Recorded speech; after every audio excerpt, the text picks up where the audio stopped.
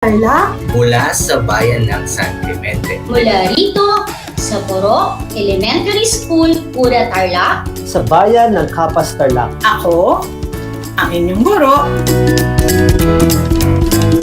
na maghahatid sa inyo ng makabuluhang pagtalakay sa ating aralin.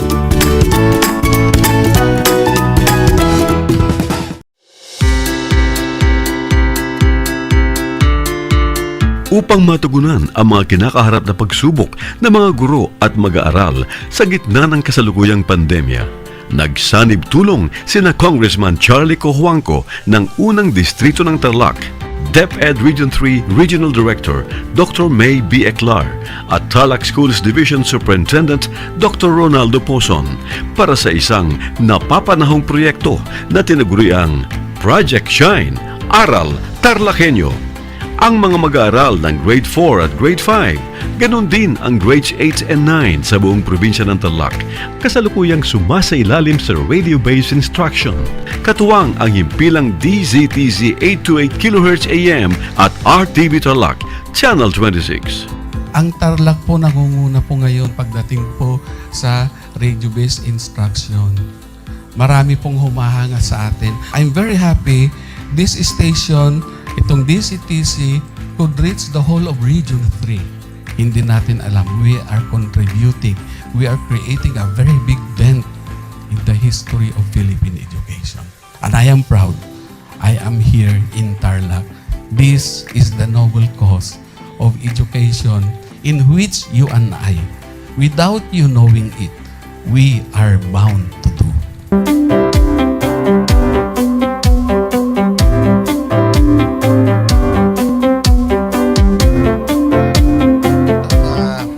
Project natin na Project Shine is a natural consequence dahil sa nangyari sa buong mundo. Let's continue to work together. I think it's very Filipino to practice bayanihan in anything or most of the things that we do. And this is a manifestation of that. No? We have private sector, we have DEPED, we have local government, all working together.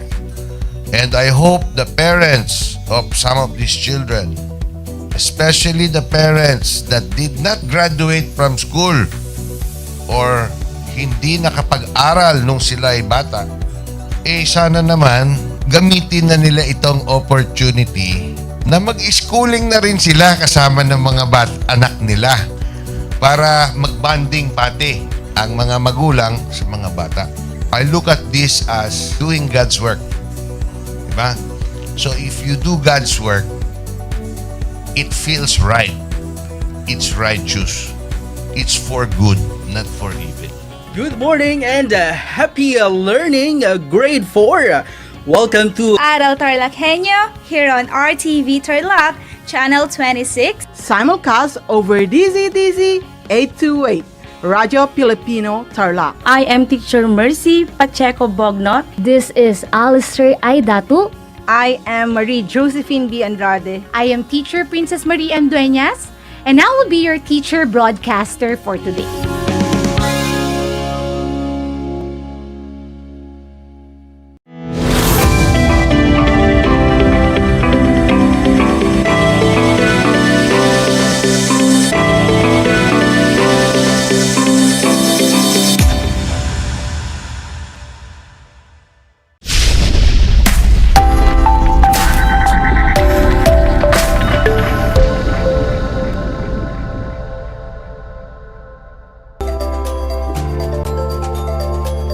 Hello and good morning to our grade 4 learners.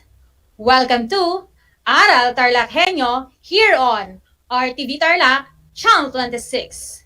Simulcast over DZTZ 828 Radio Filipino Tarlac, RTV Channel 26 Facebook Live, and on Converge Cable TV Channel 100.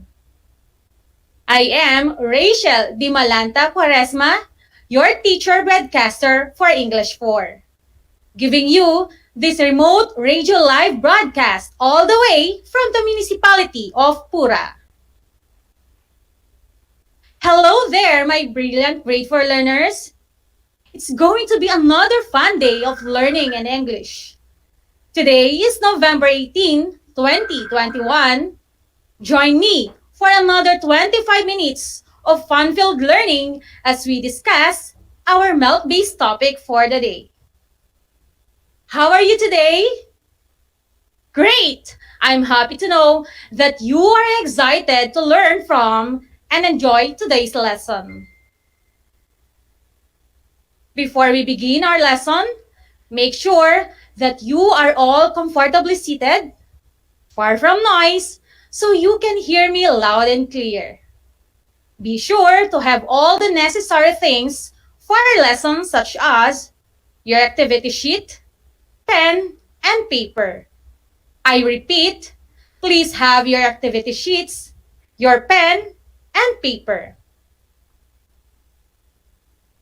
As we go through our lesson, feel free to drop your messages on our Facebook Live comment box for your questions or clarifications. But if you are watching TV or listening to the radio, you may send your questions to your teacher through text or FB Messenger. Are you ready, grade 4 learners? That's great! Be prepared because we are about to start an exciting learning adventure. This morning, we are going to study using context clues to identify the meaning of unfamiliar words through exemplification. After this episode, you are expected to 1. Use context clues to find meaning of unfamiliar words through exemplification. 2. Complete sentences using context clues through exemplification. And then 3. Identify the meaning of unfamiliar words using exemplification. And before that, let's review the previous lesson you had with Teacher Anna about using context clues to find meaning of unfamiliar words through definition. I hope your learning activity sheets are ready. Let me read to you the directions. Rearrange the jumbled letters to reveal the words based on the given definitions. Number 1. Blank are hints that the author gives to help the reader understand the meaning of new or unfamiliar words. What do you think is the answer? You are correct. The answer in number 1 is context clues. Number 2. Blank are words or phrases that directly define the unfamiliar word. What do you think is the answer? Very good. The answer in number 2 is definition clues. We shall now move forward to the next sentence. Number 3. Blank, which is the process of inserting a tube through the mouth and then into the airway to assist patients breathing. If your answer is intubation, then you are correct. How about sentence number 4? The whole community was placed under enhanced community blank, a restraint on activities to prevent of disease.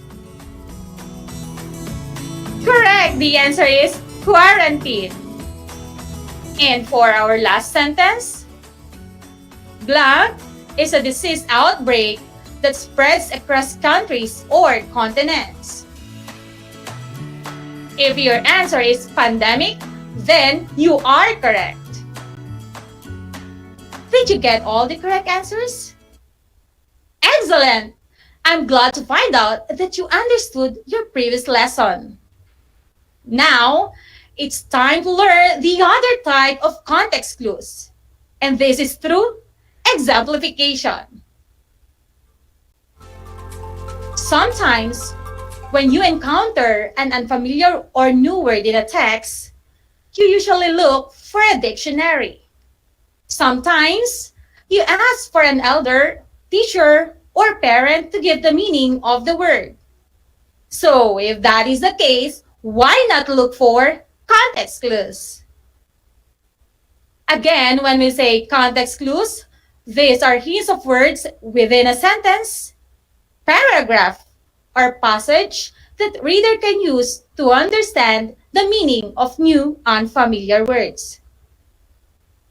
Clues can be found in the same sentence, after comma that comes right after the word, right before the word, in the previous sentence, and in the next sentence.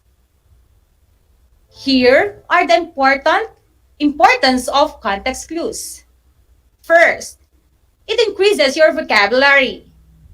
Then, improves your reading comprehension. And more importantly, it makes you a better reader. You've already learned the other type of context clues from the previous lesson. Today, let us focus on exemplification clues. Do you have any idea what this is? When we say exemplification clues, this type of context clues are words in the form of examples provided that help you understand the meaning of an unfamiliar words.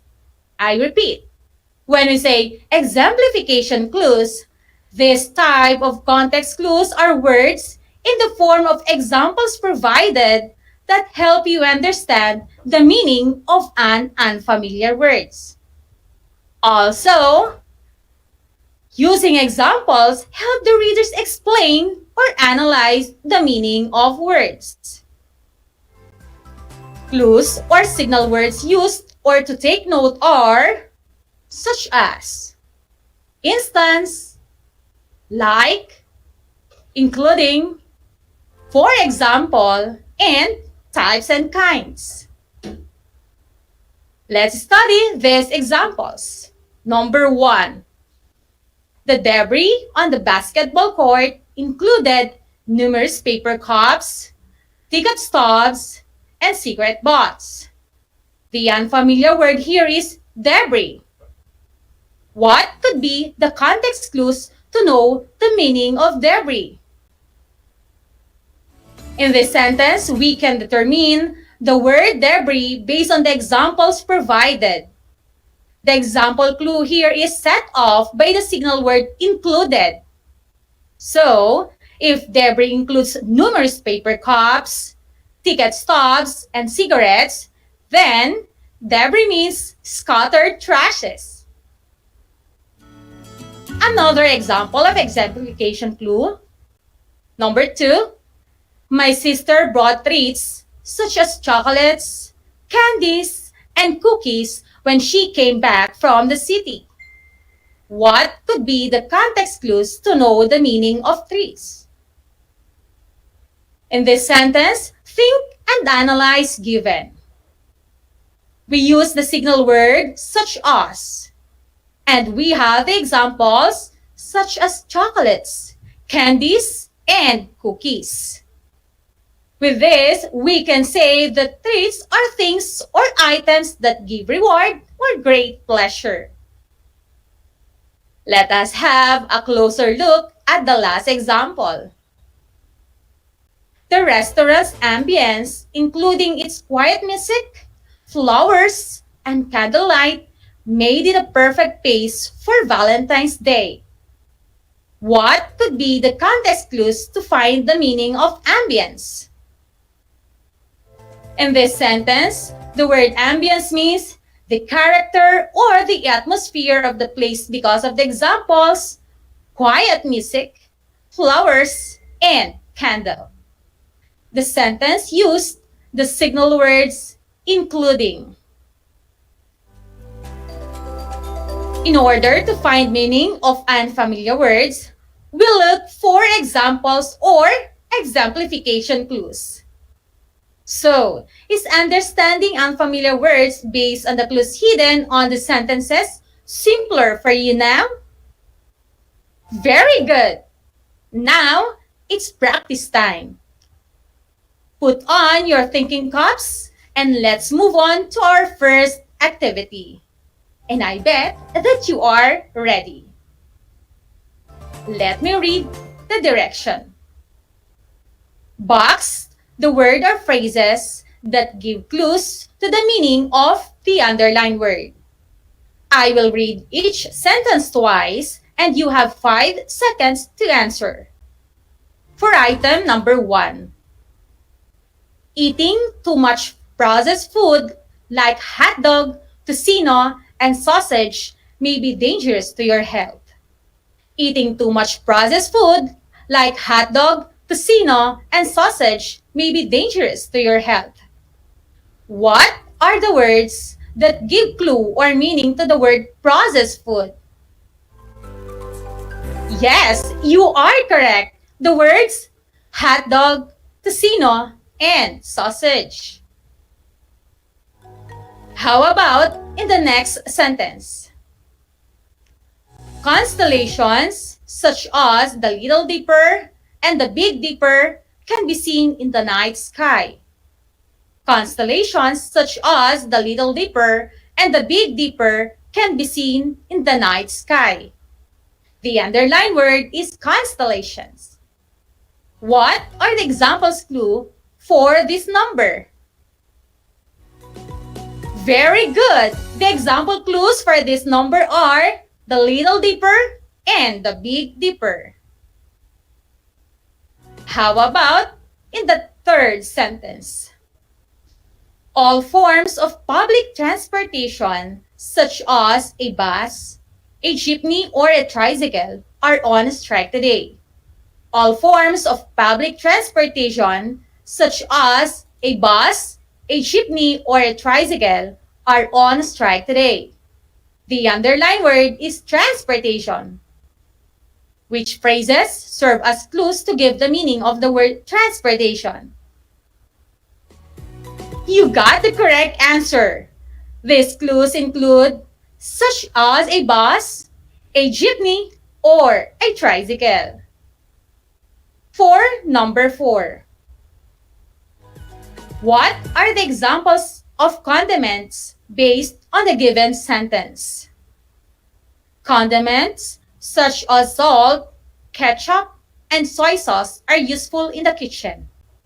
Condiments such as salt, ketchup, and soy sauce are useful in the kitchen. Correct! The answers are such as salt, ketchup, and soy sauce. So, based from this example, we can say that condiments are flavor enhancers. How about the last number, number 5? Nutritious foods such as fruits and vegetables help our bodies grow. Nutritious foods such as fruits and vegetables help our bodies grow. What words in the sentence explain the meaning of the underlined word? That is right! Such as fruits and vegetables are examples of nutritious foods. Who among you got all the correct answers? Don't worry if you did not get a perfect score. We have more activities to help you understand the lesson better. Now, let us have a new activity. Up next is activity 3, wherein you need to encircle the letter of the best meaning of the underlined word as used in the sentences. I will read each sentence twice and you 5 seconds to answer each item.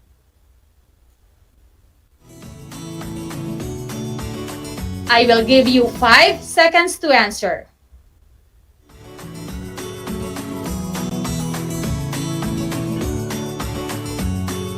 Keep on going, kids!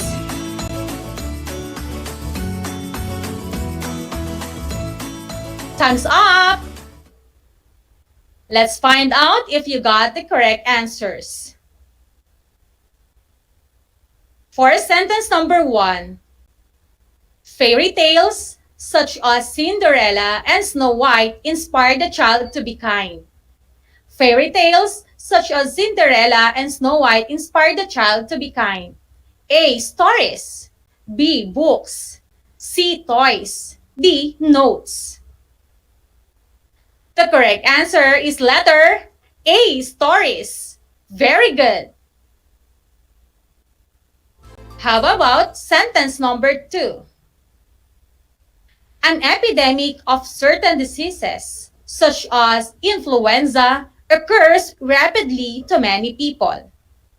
An epidemic of certain diseases, such as influenza, occurs rapidly to many people. A. Gentle. B. Contagious. C. Perfect. D. Fantastic.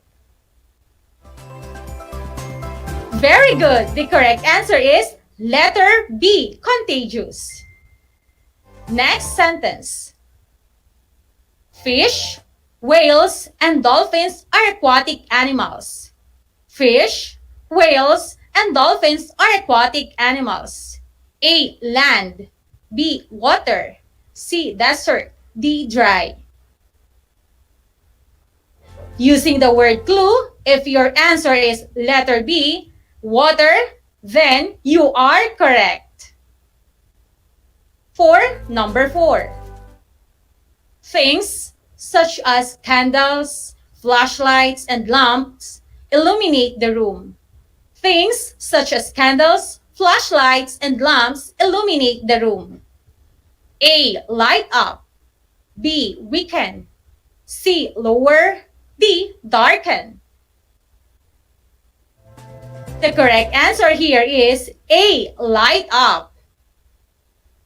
And for the last number in this activity, number 5, noxious materials like agents from factories and pesticides can seriously destroy our river.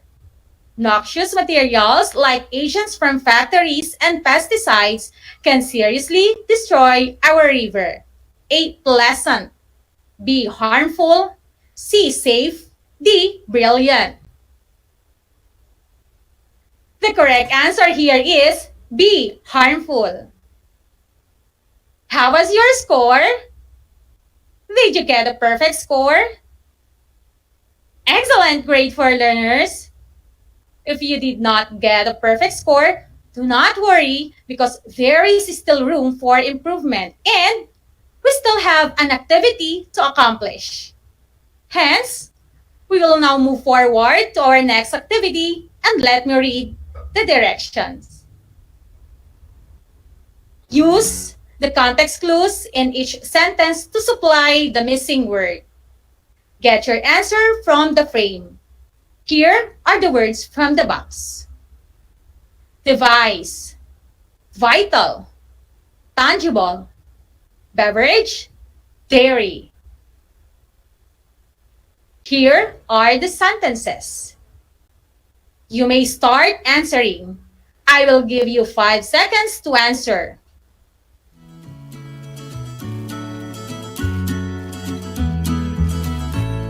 Keep on going, kids!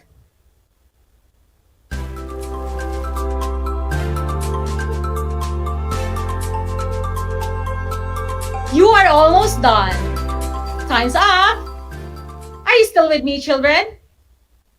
Let's now find out the correct answers. Number 1. The lawyer had blank evidence such as a hammer, a car, and keys to show that the person stole the car. What might be the answer? Very good. The correct answer is tangible. Sentence number 2. A blank, such as laptop or desktop, smartphone are very useful nowadays. It is composed of 6-letter word. What is the answer?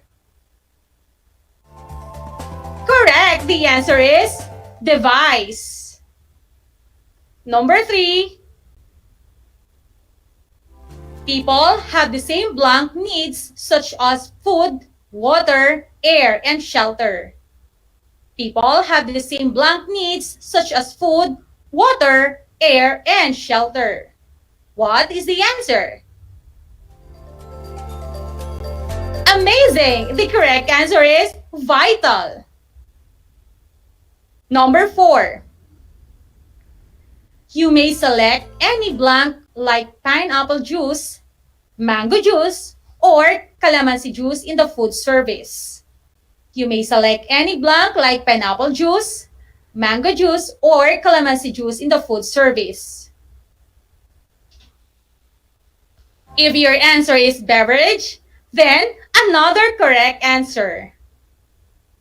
Let us now proceed to our last item. To keep our bones healthy, we need to consume blank products such as fresh milk and cheese. The word is composed of 5 letters. What is your answer? Correct. The answer is dairy. How was your score in this activity? Did you get a perfect score? That's good to know, grade 4 learners. Keep it up. Before I present to you your post-listening activity, let's have a review of our discussion. Now that you already know that there are many unfamiliar words that we need to know in order for you to understand the meaning, just like using context clues. These are hints of words within a sentence, paragraph, or passage that reader can use to understand the meaning of new and familiar words.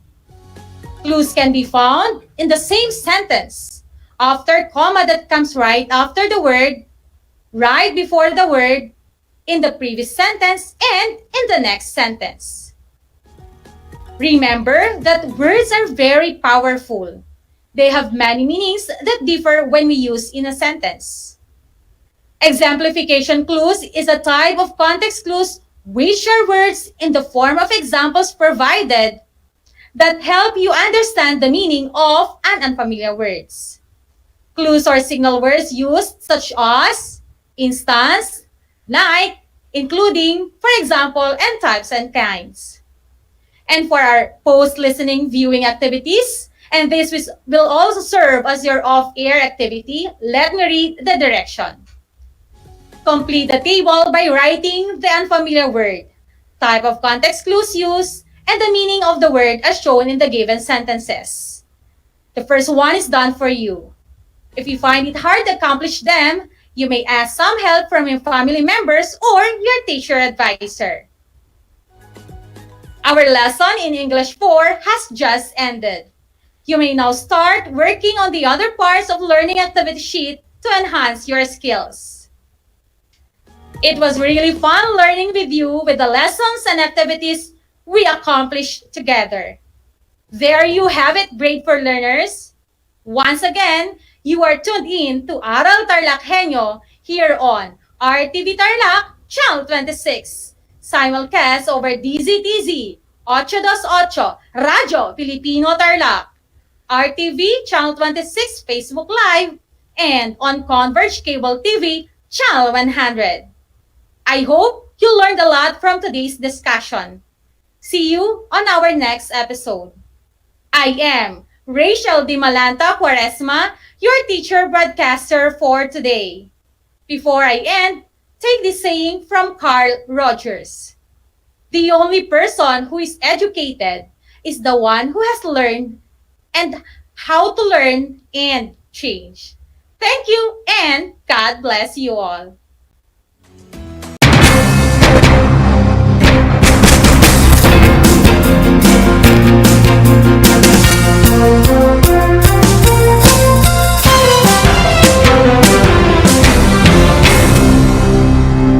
The word boondocks, which is now part of the English Language Dictionary and Vocabulary, comes from the Tagalog word bundok, meaning mountain. Catch Aral TarlakHenyo every Monday to Friday from 8:30 a.m. to 5:30 p.m. over Radyo Pilipino DCTC 828 and streamed live on Facebook page and YouTube channel of RTV Tarlac, Channel 26. I am Jeremiah Gahutan, your English teacher broadcaster. Let's learn English together only here on Aral TarlakHenyo.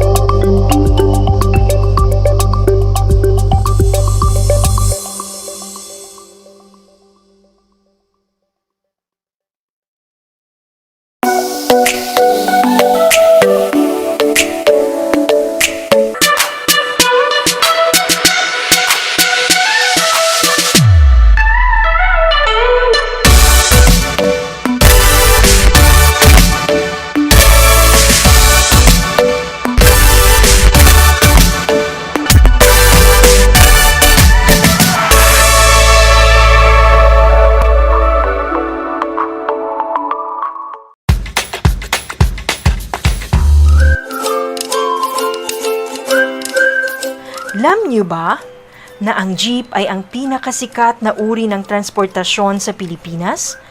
May nagsasabi na ang pangalang jeep ay hango sa salitang jeepy na ang ibig sabihin ay general purpose or government purpose na naglalarawan ng military jeep na ginamit noong World War II. Pagkatapos ng digmaan, iniwan na ng mga sundalong Amerikano ang libu-libong jeep sa kalsada ng Maynila. Ang matibay at makulay na jeepney nga raw ay truly mestizo dahil sa half local at half foreign na katangian nito. Alam nyo na, yan ang jeepney!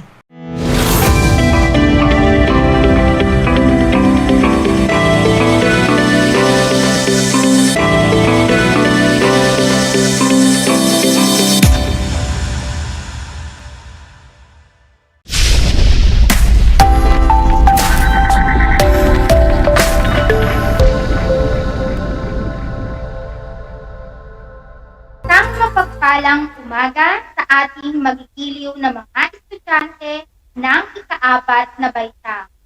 Ngayon ay Huwebes, ika-18 ng Nobyembre, taong 2021.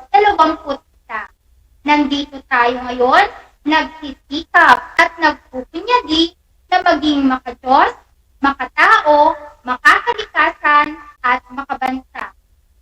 Welcome sa ating Project Shine, Aral TarlakHenyo ng Schools Division of Tarlac Province sa RTV Tarlac Channel 26, DCTC Radyo Pilipino Tarlac at sa Converge Cable Channel 100. Ako ang inyong guro sa Araling Panlipunan sa ika-4 na baitang, Binibining Rica Joy L. Diaz mula sa bayan ng San Clemente upang samahan at gabayan kayong maunawaan ang nilalaman ng ating aralin ngayong ika-4 na linggo ng unang markahan.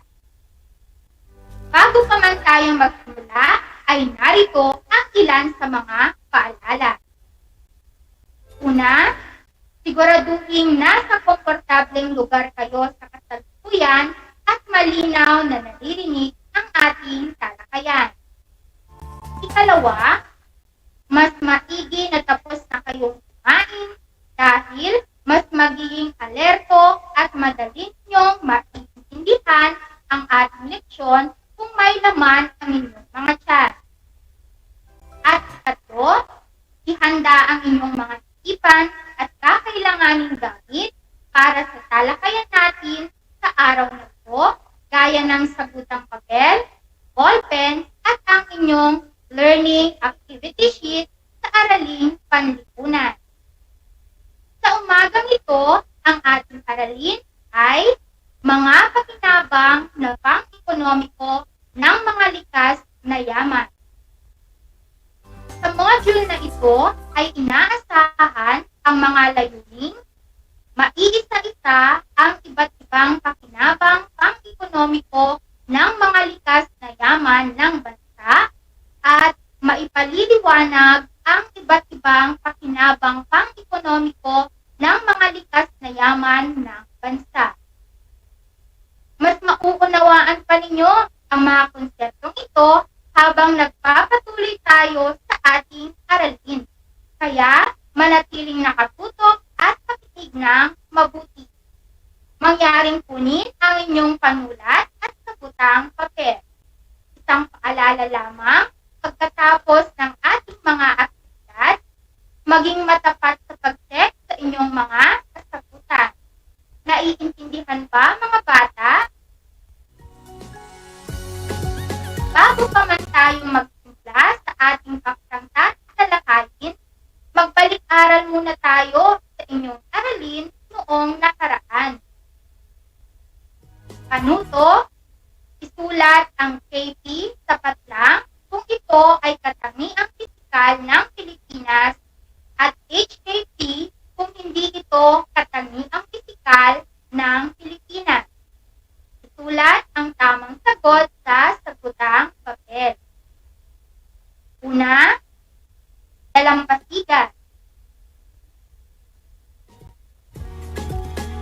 Kung ang inyong sagot ay KP, tama ang inyong sagot. Pangalawa, pulkan. Kung ang inyong sagot ay KP, tama kayo. Pangatlo, produkto.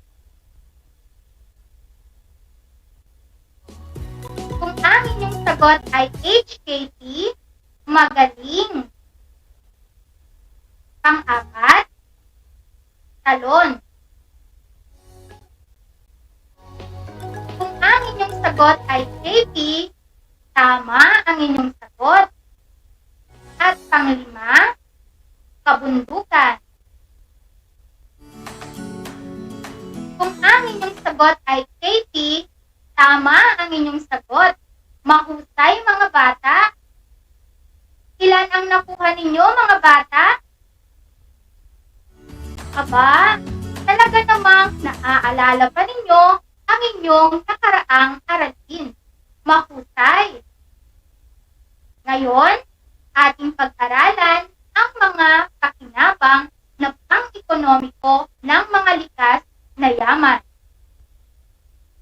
Ang Pilipinas ay pinagkalooban ng mga likas na yaman, mayamang kagubatan, karagatan, at minahan na nakatutulong sa pag-unlad at pagtulong ng ating bansa.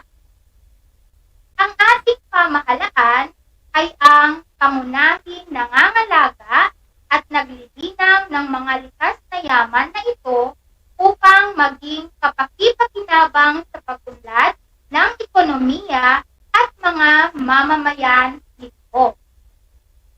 Ang pangangalaga at pangangasiwa ng mga likas na yaman ay tungkulin hindi lamang ng pamahalaan, kundi pati na rin ng mga mamamayan. Ano-ano nga ba ang mga pakinabang pang-ekonomiko ng mga likas na yaman ng bansa? Una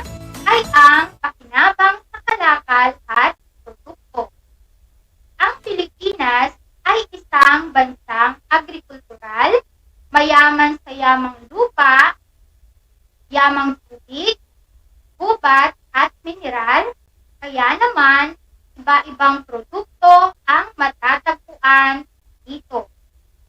Narito ang mga halimbawa ng pakinabang sa kalakal at produkto. Merong palay, mga prutas, mga gulay, proso, iba't ibang klase ng mineral, isda, at iba pang lamang dagat at tubig. Pangalawa ay ang pakinabang sa turismo.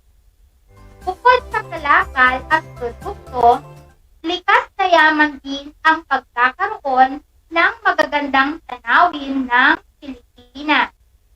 Ito ay nagsisilbing atraksyon sa mga turista, lokal man o mula sa ibang bansa.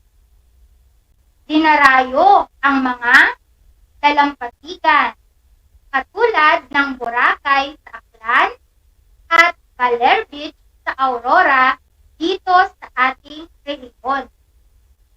Dinarayo rin ang mga salon, kagaya ng Maria Cristina Falls sa Iligan, Lanao del Norte at ang Simanguyo Falls dito sa San Clemente, Tarlac. Nariyan din ang ilog.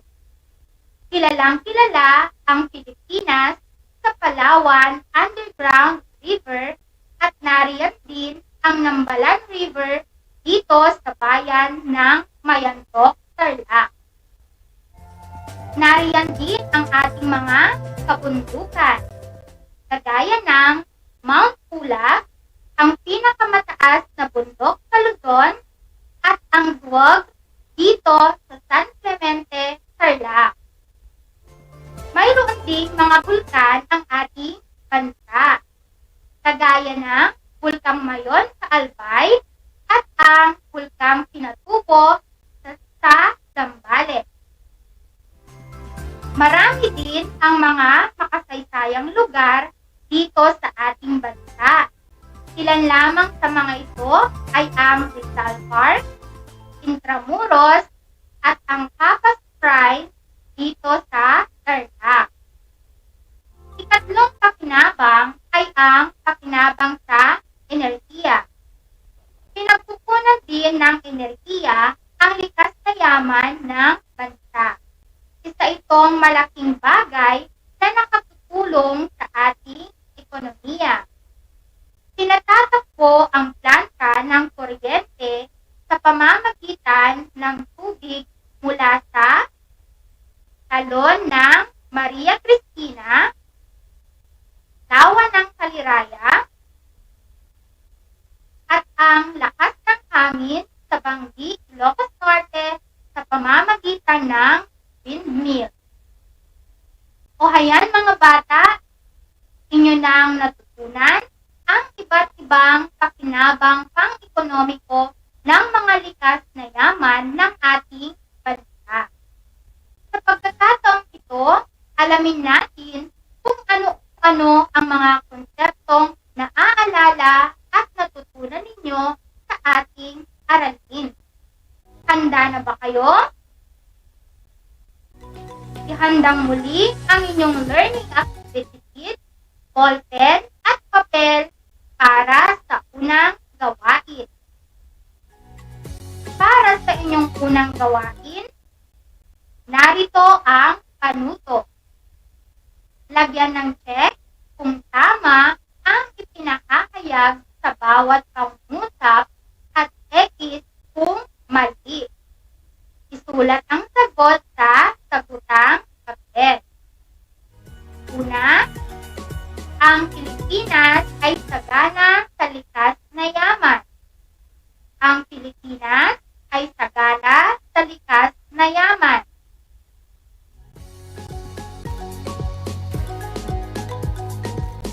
Kung ang inyong sagot ay check, magaling. Pangalawa, ang pamahalaan lamang ang dapat mangalaga sa likas na yaman pamahalaan lamang ang dapat mangalaga sa likas na yaman ng bansa. Kung ang inyong sagot ay X, tama ang inyong sagot.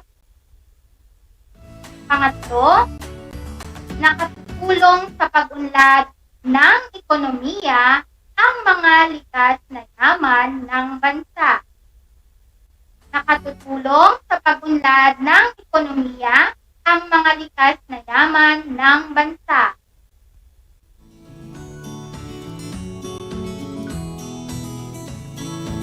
Kung ang inyong sagot ay X, tama ang inyong sagot. Pang-apat, ang mga kalakal at produkto, turismo at enerhiya ay ang mga pakinabang na pang-ekonomiko ng mga likas na yaman ng ating bansa. Ang mga kalakal at produkto, turismo at enerhiya ay ang mga pakinabang na pang-ekonomiko ng mga likas na yaman ng ating bansa.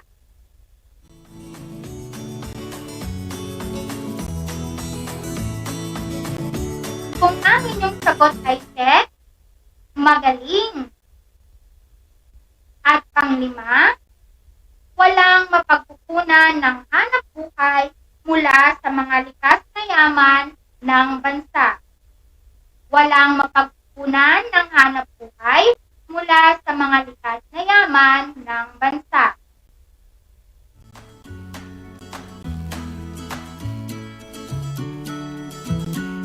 Kung ang inyong sagot ay X, tama ang inyong sagot. Nakuha ba ninyo ang lahat ng tamang sagot? Kung inyo itong napagtagumpayan, binabati ko kayo sa napakahusay na gawain. Kung ang nakuha ninyo ay 5, magaling. Kung ang nakuha naman ninyo ay 4 at pababa, huwag kayong mag-alala. Umawi kayo sa susunod na gawain. Dumako na tayo sa ikalawang gawain. Narito ang panuto. Tukuyin ang pakinabang na pang-ekonomiko ng mga sumusunod na likas na yaman ng ating bansa. Bilugan ang letra ng tamang sagot. Una, bangus at ipon. Tuna, bangus at ipon. A. Pakinabang sa kalakal at produkto. B. Pakinabang sa turismo. C. Pakinabang sa enerhiya.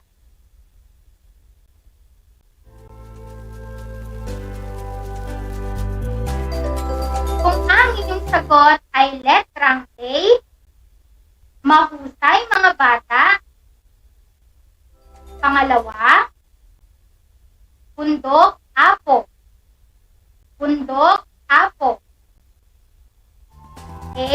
Pakinabang sa kalakal at turismo. B. Pakinabang sa turismo. C. Pakinabang sa enerhiya.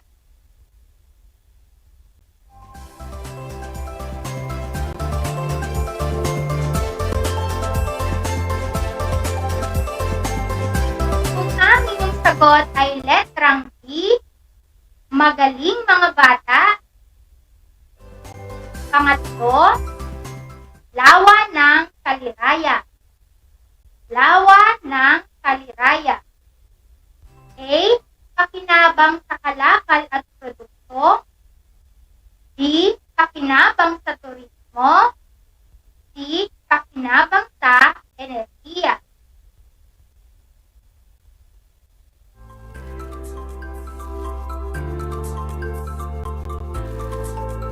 Kung ang inyong sagot ay letrang C, magaling mga bata. Pang-apat, Baguio City. Baguio City. A. Pakinabang sa kalakal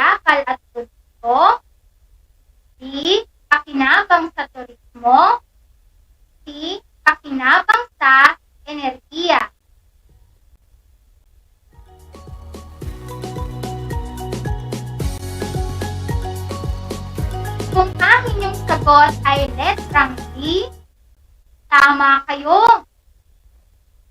Panglima, ginto, pilak at tanso. Ginto, pilak at tanso. A. Pakinabang sa kalakal at produkto. B. Pakinabang sa turismo. C. Pakinabang sa enerhiya.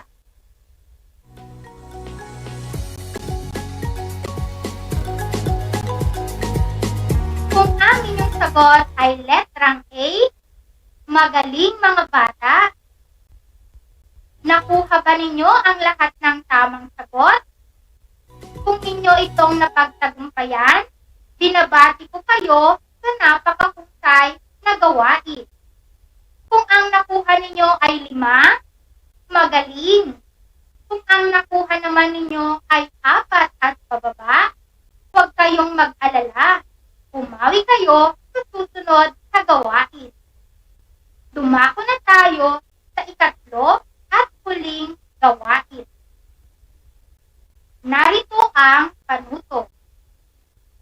Ayusin ang mga letra ng bawat salita upang mabuo ang pahayag. Sulat ang tamang sagot sa patlang. Una, ang ating patlang ay ang pangunahing nangangalaga at naglilinang ng mga likas na yaman ng bansa. Ang ating patlang ay ang pangunahing nangangalaga at naglilinang ng mga likas na yaman ng bansa.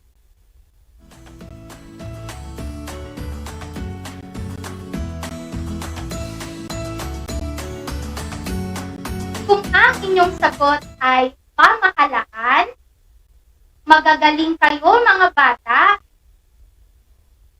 Pangalawa, iba't ibang patlang ang matatagpuan sa ating bansa. Mayroong palay, prutas, gulay, at pang-agrikulturang produkto, mga troso, lamang dagat, at mineral. Iba't ibang patlang ang matatagpuan sa ating bansa. Mayroong palay, prutas, gulay, at pang-agrikulturang produkto, mga troso, lamang dagat, at mineral.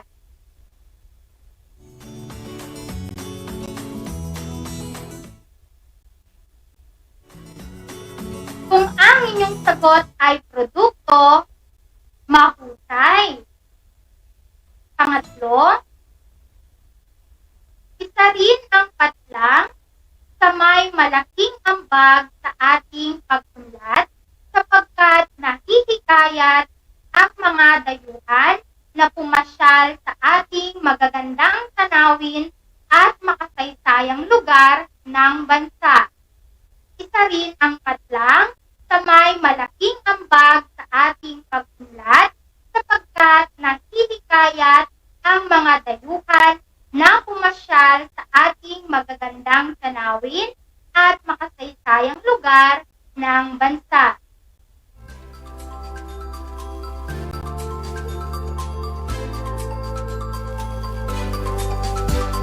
Kung ang inyong sagot ay turismo, mahusay mga bata. Pang-apat, malaking tulong din ang patlang sapagkat hindi na kailangang umangkat pa ng maraming krudo o langis. Malaking tulong din ang patlang sapagkat hindi na kailangang umangkat pa ng maraming krudo o langis.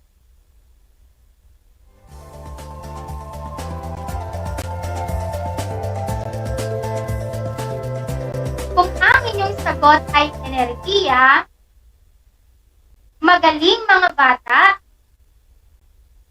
At panglima, ang mga patlang ay nakapagdudulot ng maraming kapakinabangan sa ating ekonomiya.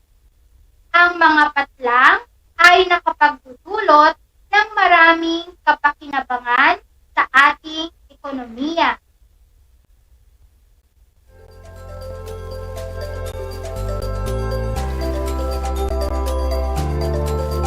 Kung ang inyong sagot ay likas na yaman, magaling mga bata, ilan ang nakuha ninyo? Nakuha ba ninyo ang lahat ng tamang sagot? Kung inyo itong napagtagumpayan, binabati ko kayo sa napakahusay na gawain. Kung ang nakuha ninyo ay 5, magaling. Kung ang nakuha naman ninyo ay 4 at pababa, huwag kayong mag-alala. Bumawi kayo sa susunod na aralin. Ating tandaan, ilan sa pinagmumulan ng kapakinabangang pang-ekonomiko ay ang mga produkto at kalakal mula sa mga likas na yaman, turismo at enerhiya. Para sa inyong refleksyon, narito ang katanungan. Bilang isang mag-aaral, paano ka makatutulong sa pangangalaga sa ating mga likas na yaman? Bilang isang mag-aaral, paano ka makatutulong sa pangangalaga sa ating mga likas na yaman?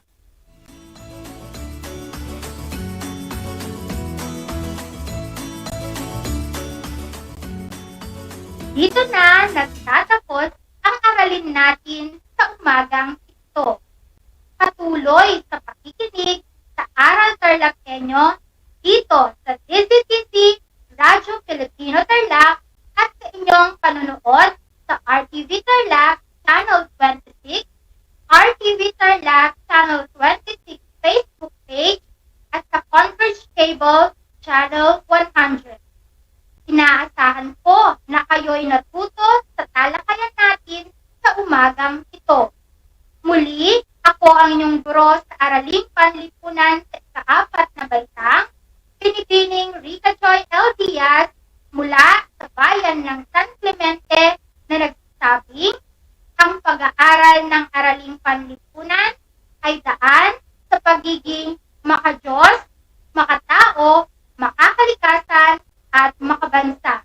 Hanggang sa muli mga bata, paalam!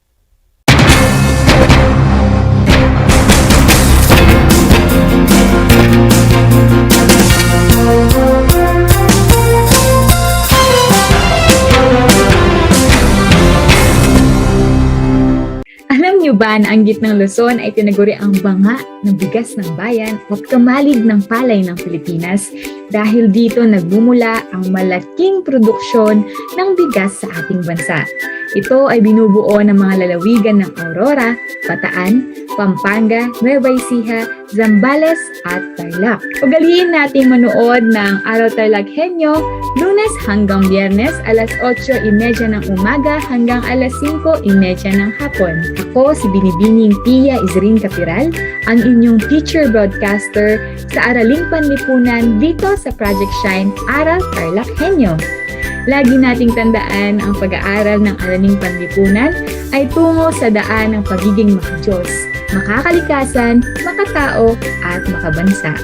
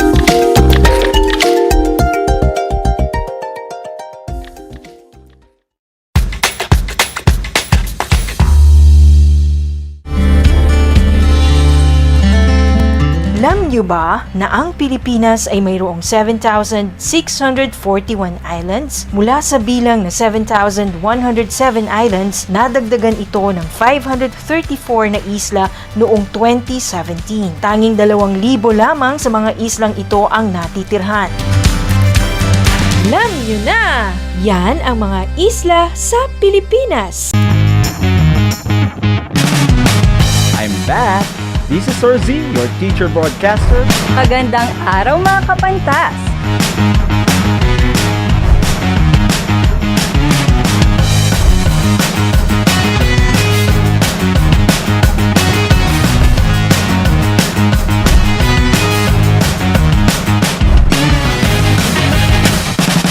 Welcome to Aral TarlakHenyo.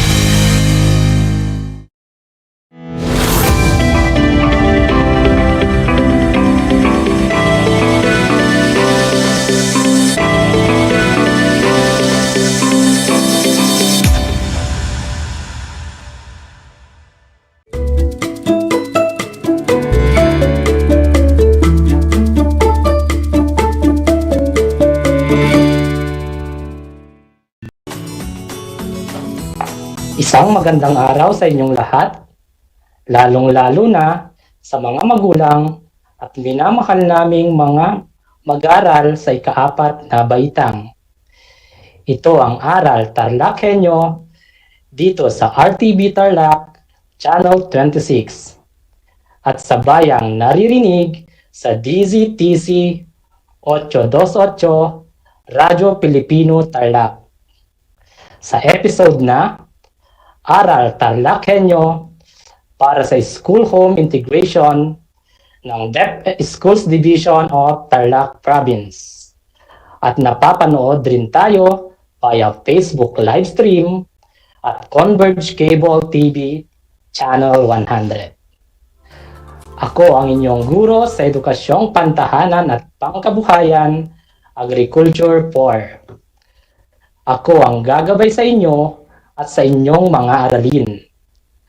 Ako ang inyong lingkod, Ginoong John Andrew D. Takot, ang inyong teacher broadcaster via remote live broadcast mula dito sa Campus Santo Elementary School, Moncada South District. Kumusta mga bata? Patuloy nyo ba ang inaaral ang inyong mga aralin? Kung oo, kayo ay mahusay. Dapat kayong tularan ng iba pang mag-aaral. Dahil sa kabila ng pandemya, ay naipagpapatuloy mo ang iyong pagkatuto sa loob ng inyong tahanan. Bago tayo magsimula, siguraduhin kayo ay nasa komportableng lugar at maayos na naririnig ang ating broadcast. Siguraduhin may laman ang inyong tiyan upang maging alerto ang inyong mga isipan at maintindihan ng maayos ang ating aralin. Bago tayo magsimula sa ating aralin, atin munang balikan ang ating napag-aralan noong nakaraan. Naalala niyo pa ba ito? Tama! Noong nakaraan, napag-aralan natin ang iba't ibang kagamitan sa paghahalaman. Mayroon akong ipapakitang mga larawan mga bata. Kapag alam ninyong sagot, ay isulat ito sa inyong sagutang papel o i-comment sa chat box na makikita sa inyong screen. Unang larawan. Ginagamit ito sa pagpapantay ng lupa at paghiwalay ng bato sa lupa. Tama ang iyong sagot, James Garcia. Ito ay kalaykay. Pangalawa, ginagamit ito sa paglilipat ng punla at pagpapaluwang ng lupa. Mahusay, Dayan. Ito ay isang trowel o dulos. Pangatlo, ito ay ginagamit sa paglilipat ng lupa. Magaling, Josh Christian. Pala ang tamang sagot. Pang-apat, ito ay ginagamit na pandilig sa mga halaman. Tama ka, Maureen. Ito ay isang regadera. At panglimang larawan. Ito ay ginagamit sa pagbubungkal ng lupa. Aba, magaling, Kenneth. Ito ay isang asarol. Mahusay, mga bata. Natutuwa ko at tandang-tanda nyo pa ang ating napag-aralan noong nakaraan. Sa araw na ito ay pag-aaralan naman natin ang iba't ibang paraan ng paglalagay ng abono o pataba. Pagkatapos mapakinggan ang episode na ito, kayo ay inaasahang may sagawa ang masistemang pangangalaga ng mga tanim sa pamamagitan ng paglalagay ng abono sa halaman. Ngayon naman, mga bata, ay mayroon ulit akong ipapakitang larawan. Kung alam ninyo ang pangalan ng mga larawan, ay i-comment lang ito sa chat box na makikita sa inyong screen o isulat ito sa inyong sagutang papel. Handa na ba kayo? Mahusay kung ganon. Ano kaya ang nasa larawan, mga bata? Tama! Ito ay larawan ng abono o pataba. Ang abono o pataba ay mahalaga sa pananim. Pinagyayaman nito ang lupa upang maging sapat ang sustansyang taglay ng lupa na kailangan ng mga ugat ng pananim. Mayroong dalawang uri ng pataba o abono. Alam mo ba kung ano-ano ang mga ito? Magaling! Ito ay ang abonong organiko at di-organiko. Ang di-organikong pataba ay inihanda sa prosesong chemical at mechanical. Ito ay mabibili sa mga tindahan sa anyong pulbos, butil, o likido. Ang abonong organiko naman ay isang uri ng pataba sa halaman na nanggaling sa mga nabubulok na bagay. Sa compost pit, inilalagay ang mga tuyong dahon, tirang pagkain, at bulok na prutas upang mapakinabangan at maging pataba sa lupa. Ano ang ginagawa ng mga magsasaka sa larawan, mga bata? Tama! Sila ay naglalagay ng abono sa kanilang mga pananim. Ikaw, nasubukan mo na bang maglagay ng abono sa inyong pananim? Mahusay kung ganon. Bakit kaya kailangan nating lagyan ng abono o pataba ang ating mga pananim? Tama!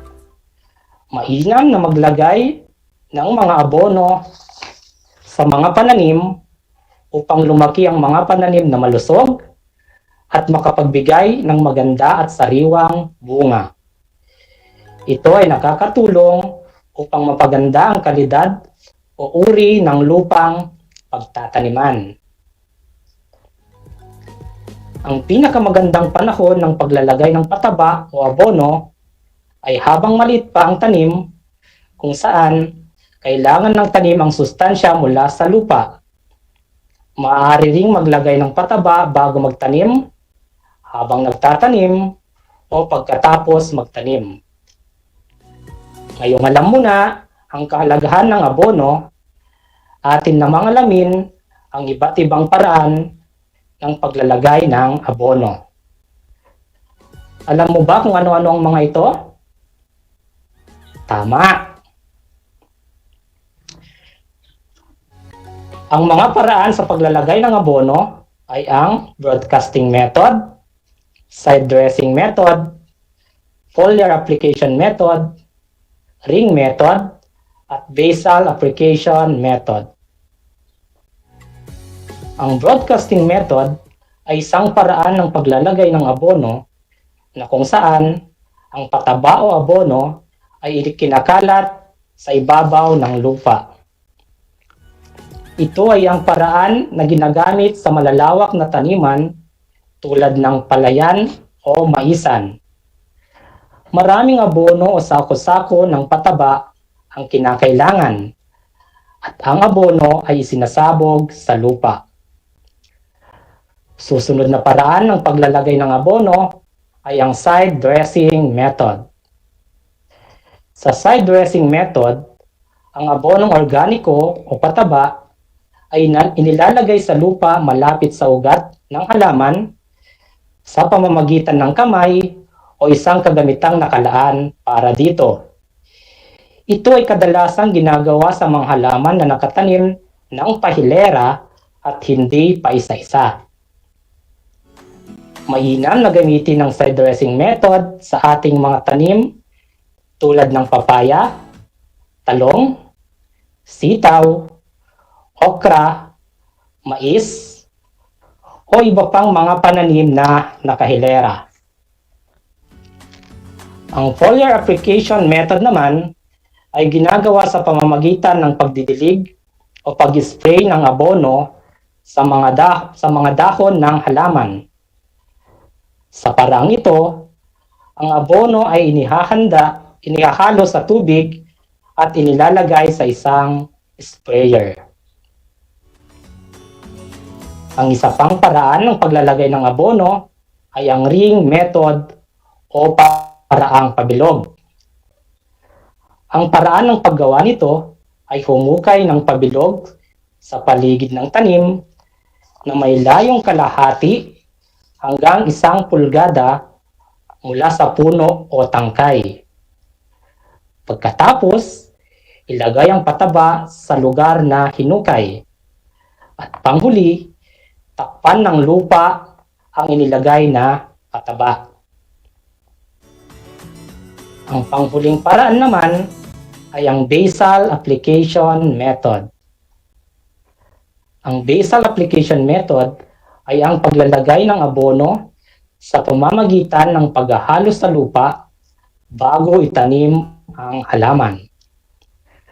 Kapag ang halaman naman ay itatanim sa paso, ang pataba ay ihahalo muna sa lupa bago itanim ang halaman. Ang basal application method ay kadalasang ginagawa ng mga nagbebenta ng halamang ornamental at halamang gulay na nakalagay sa paso o plastic. Kadalasan, ito rin ang ginagamit nating paraan sa tuwing tayo ay nagtatanim ng halaman sa ating bakuran. Ang abono ay nakatutulong sa pagpapataba ng lupa. Kailangang sundin ang tamang pamamaraan ng paglalagay ng abono upang maging maganda ang resulta ng inyong tinatanim. Ang paggamit ng abonong organiko ay nakatutulong sa mga magsasaka upang makatipid sa gastos at maiwasan ang tuluyang pagkasira ng lupa. Bagamat maraming mga abonong di-organiko ang mabibili sa mga pamilihan, ngunit iminumungkahi ang paggamit ng organiko dahil ito ay mas ligtas gamitin at walang masamang epekto sa kalikasan. Sa paghahalaman, hindi lamang ang pananim na gulay ang dapat alagaan. Kailangang malusog at ligtas din ang mga nangangasiwa dito. Dapat matiyak ang kaligtasan ng lahat sa panahon ng paggawa. Gaya ng isang sikat na kasabihang, aanhin pa ang damo kung patay na ang kabayo, ay ganon din dapat ang tinitiyak habang nagtratrabaho. Dahil ang lahat ng makukuha sa paghalaman ay mababaliwala kung ang mga ito ay mapupunta lamang sa pagpapagamot.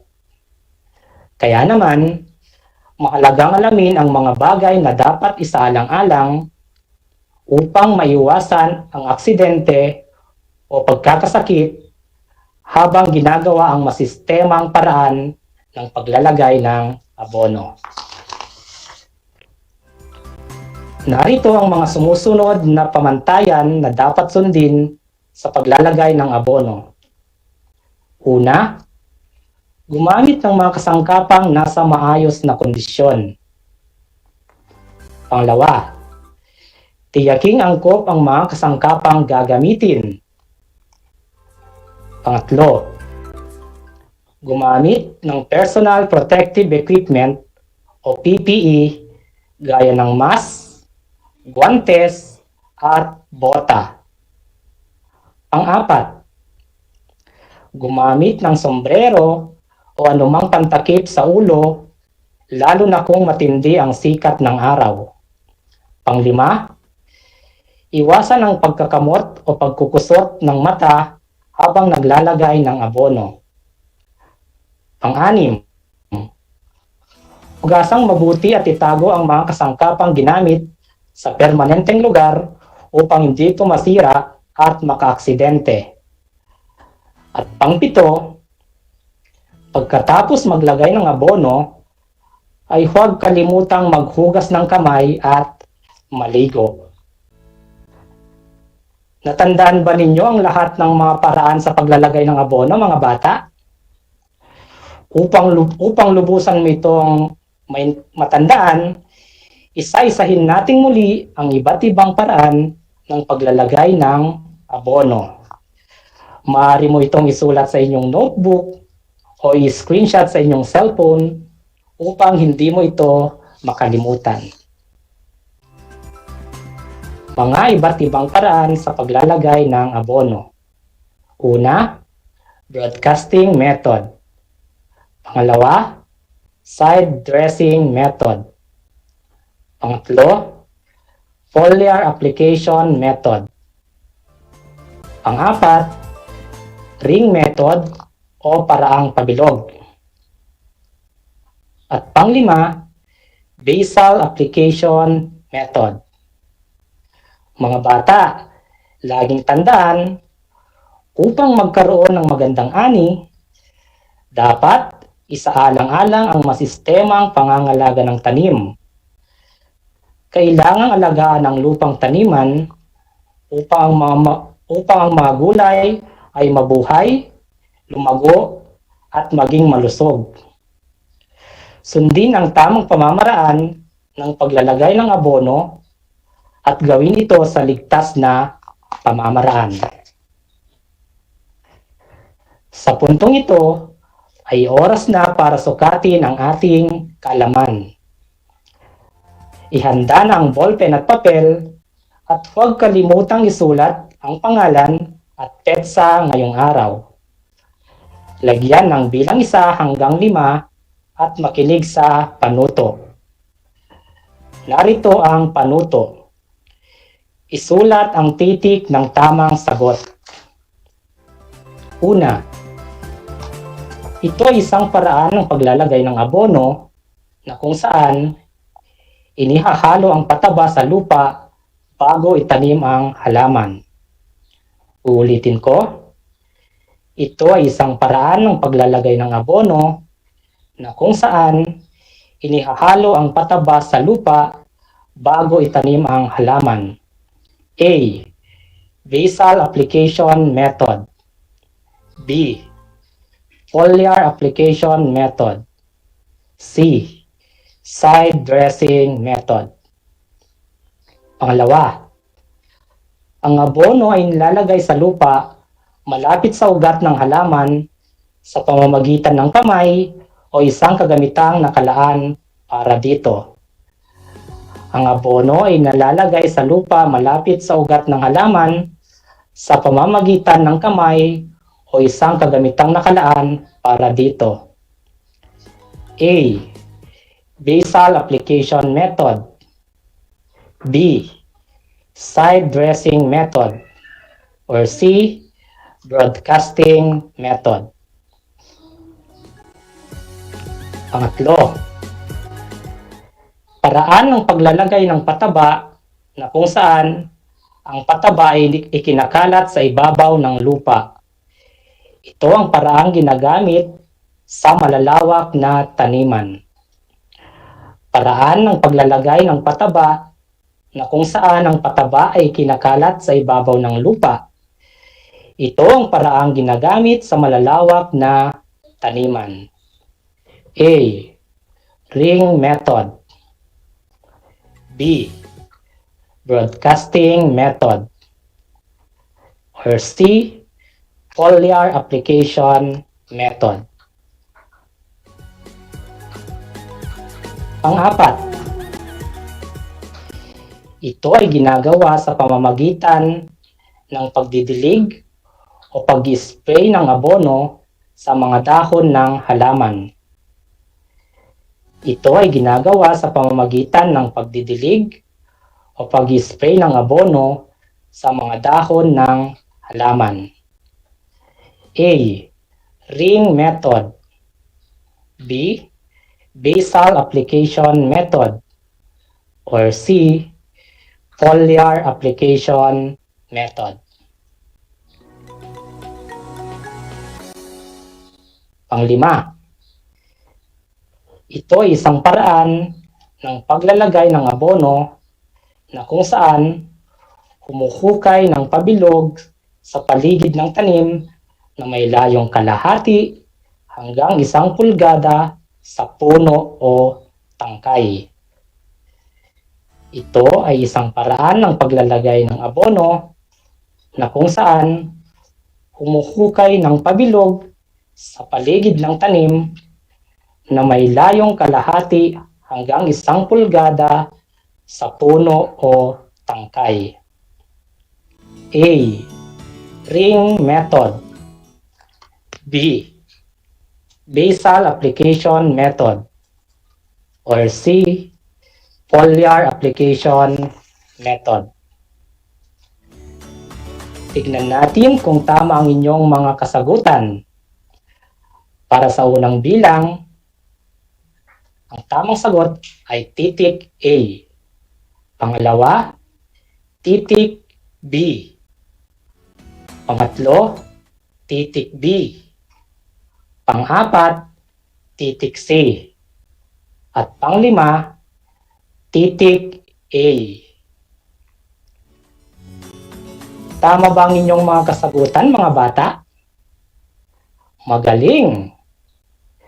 Binabati ko kayong lahat dahil naunawaan ninyo ang ating aralin ngayong araw.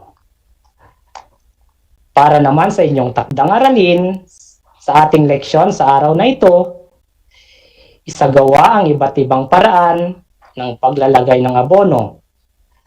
Sundin ang tamang paraan at gawin ito sa ligtas na pamamaraan. Gawin ito sa inyong mga pananim. Uulitin ko, mga bata. Isagawa ang iba't ibang paraan ng paglalagay ng abono. Sundin ang tamang paraan at gawin ito sa ligtas na pamamaraan. Gawin ito sa inyong mga pananim. Nasundan ba ang panuto, mga bata? Mahusay kung ganon. Sa puntong ito, ay atin namang sagutan ang mga tanong sa comment section. Isang tanong ang mula kay Jared Gomez. Sir, ano po ba ang mas mainam na gamiting abono? Organiko po ba o di organiko? Magandang iyong tanong, James. Parehong mainam na gamitin ang di organiko at organiko. Ngunit, mas mainam pa rin na gamitin ang abonong organiko dahil wala itong halong kemikal at wala itong masamang epekto sa kalikasan. Isa pang tanong ang galing kay Julia Sanchez. Sir, nais ko po sanang gumamit ng sako sa aking mga pananim. Anong paraan ng pag-abono po ba ang maaari kong gawin? Salamat, Julia, sa iyong tanong. Kung nais mong ilagay sa sako ang iyong mga tanim, maaari mong gawin ang paraang foliar application method. Sa paraang ito, ihalo mo muna ang pataba at lupa bago mo ito ilagay sa sako at pagkatapos, maaari mo nang itanim ang iyong mga pananim. Basahin naman natin ang tanong ni Alfred Perez. Sir, may tanim po akong maliit na mangga. Nais ko po itong lumaki ng malusog. Anong paraan ng pag-abono po ang maaari kong gawin? Magandang tanong yan, Alfred. Kung nais mong lumaki ng malusog ang tanim mong mangga, maaari mong gawin ang ring method o paraang pabilog. Mga bata, inaasahan ko na kayo ay natuto sa ating aralin ngayong araw. Maraming salamat po sa ating mga magulang na gumabay sa kanilang mga anak. Muli, ako si Ginoong John Andrew D. Takot, ang inyong guro sa edukasyong pantahanan at pangkabuhayan na nagsasabing Eden. Easy, doable, enjoyable now. At nag-iiwan ng mga katagang, kaalaman, kabuhayan, kinabukasan, sa EPP matatagpuan. Hanggang sa muli, paalam!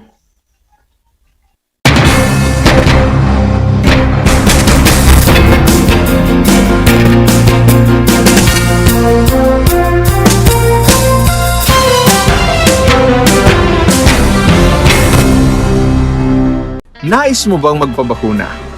Alam mo bang may mga tinatawag na priority eligible groups? Sa bawat priority group, may mga sektor na nakahanay.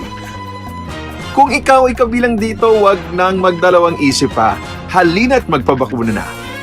Ngayong Hunyo, sisimula na ang pag-rollout ng mga bakuna sa A4 group. Kabilang sa A4, ang essential frontliners tulad ng mga sumusunod. Mga nagtatrabaho sa pribadong sektor na nasa labas ng kanilang mga tahanan. Mga nagtatrabaho sa mga ahensya ng gobyerno, GOCCs at local government units. Mga nagtatrabaho sa mga informal na sektor sa labas ng kanilang mga tahanan. At mga nagtatrabaho sa mga pribadong tahanan. Kaya kung ikaw ay kabilang sa grupong ito, tumawag o makipag-ugnayan sa inyong LGU at sa inyong kumpanya upang malaman ang mga detalye tungkol sa inyong vaccination program, katulad ng petsa, oras at lugar kung saan ka magpapabakuna. Humingi ng medical clearance sa inyong doktor kung ikaw ay may autoimmune disease, HIV, cancer, malignancy, dumaan sa organ transplant, kasalukuyang dumadaan sa steroid treatment o nakaratay sa higaan. Huwag kalimutan ang iyong proof of eligibility o mga dokumentong nagpapatunay na ikaw ay kasama sa priority group na ito. Huwag din kalimutang dalhin ang iyong government ID, pati na ang face mask, face shield, sanitizer at ballpen bago ang iyong vaccination. At paalala, pagkatapos ng pagbabakuna, huwag mag-atubiling magtanong na makaragdagang impormasyon tungkol sa bakuna na ginamit sa iyo. Hingin at itago ang contact information ng personnel na tatawagan kung sakaling ikaw ay makaramdam ng seryosong side effects. Huwag rin kalimutan ang vaccination card at alamin ang petsa ng iyong second dose ng pagbabakuna.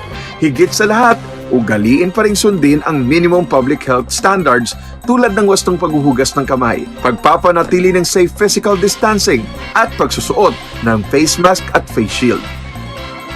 Ano pang hinihintay mo? Tara na sa Vida Vaccination!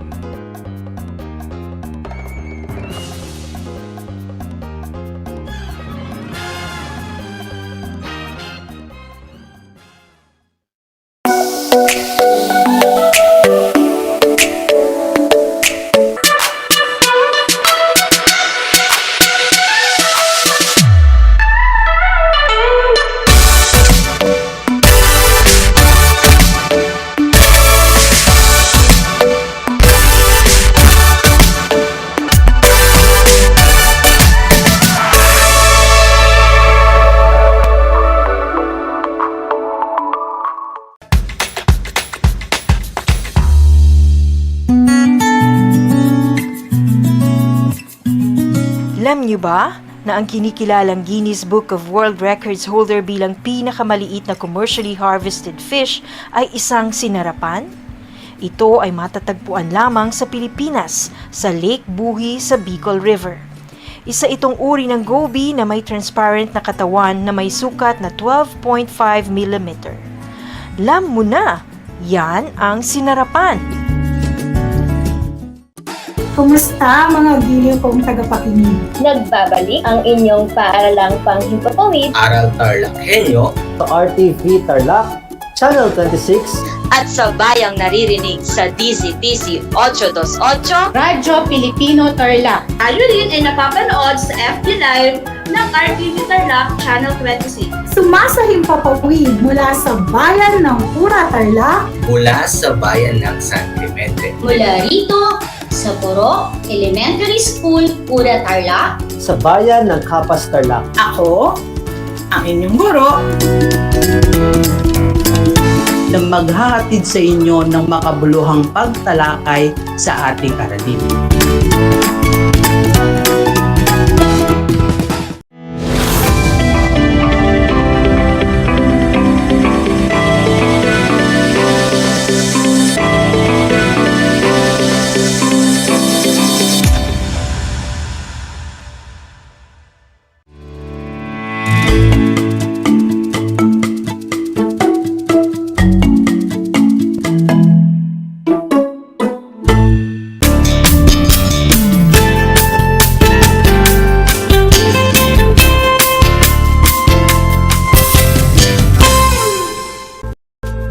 Magandang araw sa lahat ng nasa ika-4 na baitang ng SDO Tarlac Province.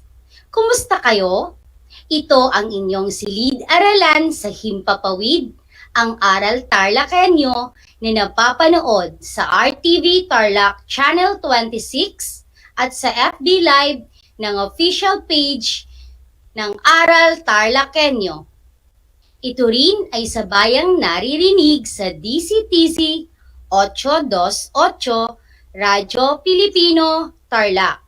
Sa pamamagitan ng remote live broadcast ay maipapaabot namin sa inyo ang dekalidad na edukasyon.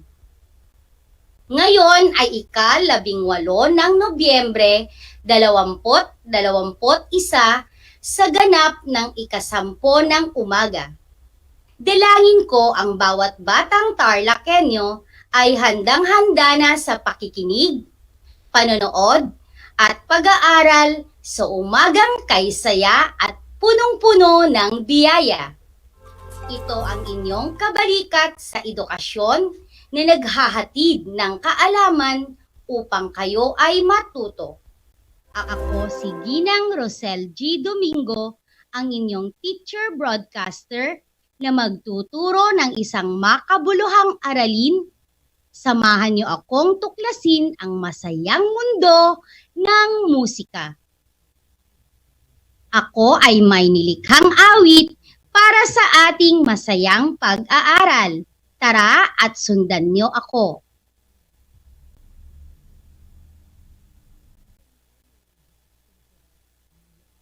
Kumusta? Kumusta batang TarlakHenyo? Tayo na't matuto o kay saya at kay siglang matuto sa mundo ng musika. Ating pag-aralan ang melodiya at ang daloy nito. May pataas at pababang pahakbang, may pataas at pababang palaktaw, at mayroon ding inuulit. O kay saya at kay sigla matuto sa mundo ng musika. O kay saya at kay siglang matuto sa mundo ng musika.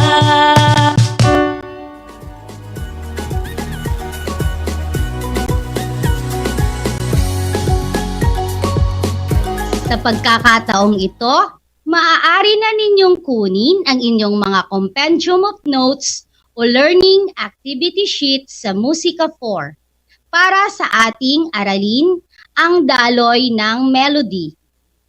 Inaasahan na sa pagtatapos ng ating pag-aaral Ang bawat isa sa inyo ay may kakayahang matututo sa mga sumusunod. Letrang A, tukuyin ang mga iba't ibang uri ng daloy ng melody na pataas na pahakbang, pataas na palaktaw, pababang pahakbang, pababang palaktaw at inuulit.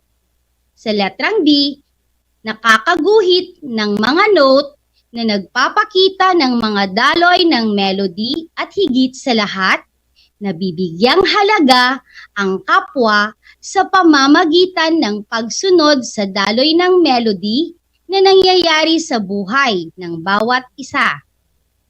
Ihanda na rin ang inyong mga panulat at sagutang papel para sa pagsagot ng mga gawain. Pero bago natin simulan ang ating talakayan, tayo muna ay magbalik-aral tungkol sa ating mga natutunan noong nakaraang aralin. Ang G-clef at pagkilala ng ngalang pantono sa G-clef staff. Naaalala ba ninyo ang mga ito? Handa na ba kayo mga bata? Isulat ang inyong sagot sa inyong sagutang papel o mag-comment sa ating chat box. Mga bata, ano ang clef na ating natutunan noong nakaraang Martes? Tama. Ang clef ay simbolo na nakalagay sa unahan ng musical staff. Ito ang nagtatakda ng tono ng mga notes sa staff na karaniwang simbolo ng clef ay ang G-clef o treble clef.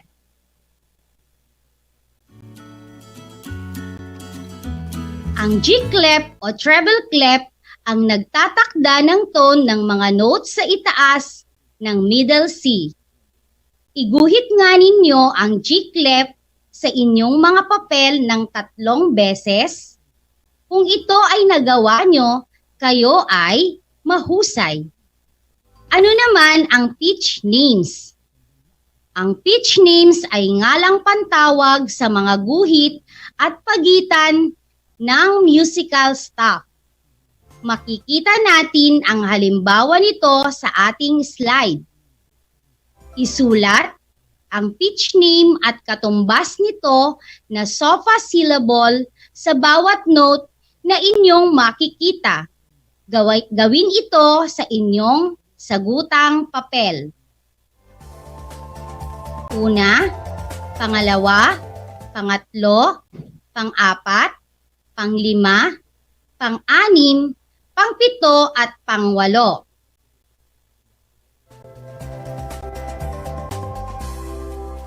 Atin itong sagutin. Sa una, F na katumbas na sofa syllable ay fa ang iyong sagot, ikaw ay tama. Sa pangalawa, ang sagot ay B na katumbas na sofa syllable ay T.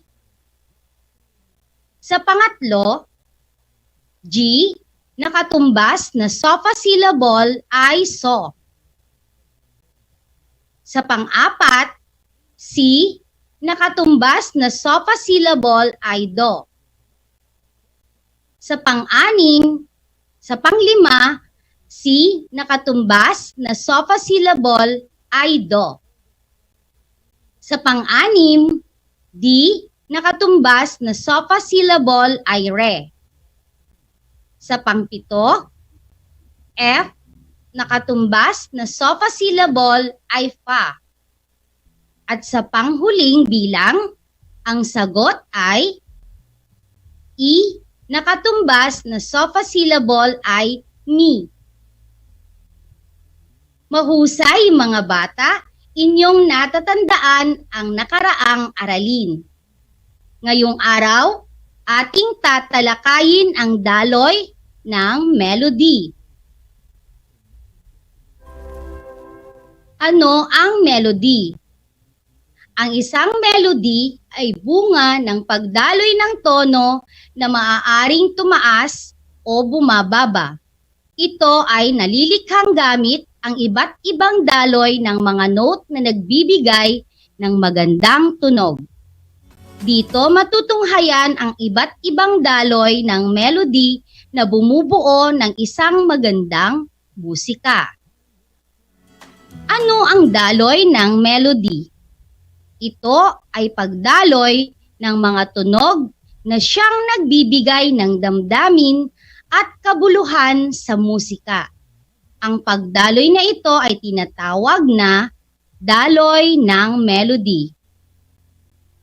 Ang daloy ng awit at tugtugin ay binubuo ng mga tunog na maaaring dumaloy ng pababa at pataas na pahakbang, pababa at pataas na palaktaw, at maaari ding inuulit.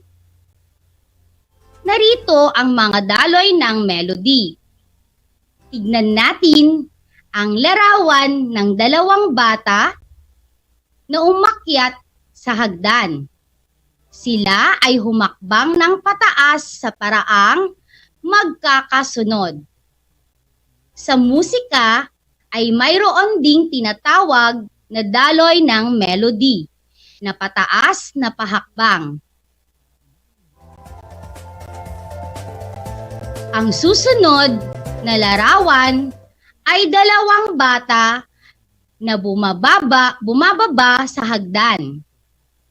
Sila ay humakbang ng pababa sa paraang magkakasunod. Sa musika ay mayroon ding tinatawag na daloy ng melody na pababa na pahakbang. Ang pataas na pahakbang ay daloy ng tunog na pataas at ito ay sa paraang magkakasunod, at ang pababa na pahakbang ay daloy ng tunog na pababa at ito ay sa paraang magkakasunod. Kung ikaw ay nagmamadali sa pag-akyat, paano ka aakyat?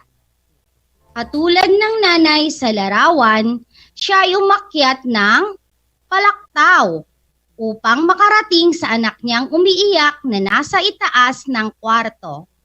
At mayroon ding tatay na nagmamadali sa pagbaba at siya ay mahuhuli na sa pagpasok, kung kaya't siya ay bumaba ng may palaktaw sa hagdan.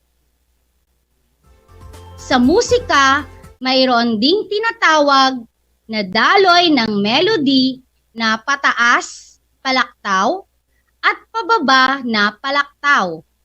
Ito ay lumalaktaw ang tunog ng mahigit sa isang limguhit o espasyo sa iskala.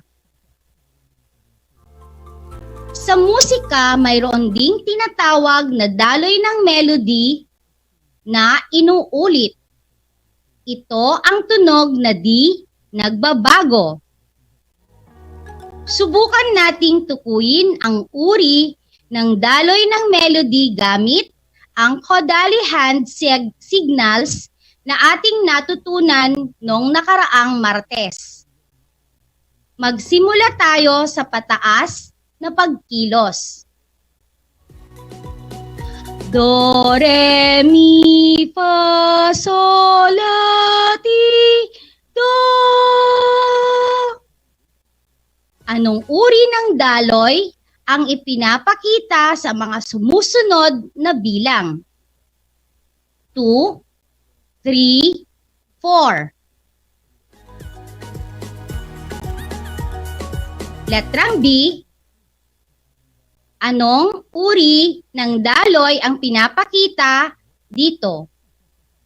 1, 3, 5. At pangatlo o letrang C. Anong uri ng daloy ang pinapakita sa letrang C? 4, 4, 4. Ang kasagutan sa letrang A, ito ay pataas, pahakbang, dahil ang daloy ng tunog ay magkakasunod. Sa letrang B, ito ay pataas palaktaw dahil ang daloy ng tunog ay lumalaktaw ng higit pa sa isang limguhit o espasyo sa iskala. At ang letrang C, ito ay daloy na inuulit dahil ang daloy ng tunog ay di nagbabago.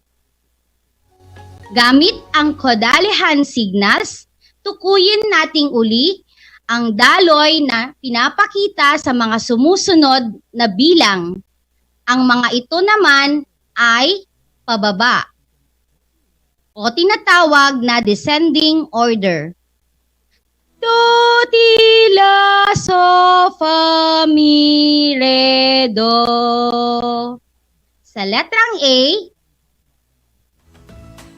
anong uri ng daloy ng melody ang ipinapakita sa numerong 6, 4, 2? Letrang B, 3, 2, 1. At sa letrang C, 7, 7, 7. Tignan natin ang ating sagot sa mga ito. Sa letrang A, ito ay pababa na palaktaw dahil ang daloy ng tunog ay lumalaktaw ng higit pa sa isang limguhit o espasyo sa iskala. Ito ay ang la, fa, re. Sa letrang B, 3, 2, 1, ito ay pababa na pahakbang dahil ang daloy ng tunog ay magkakasunod. Mi, re, do.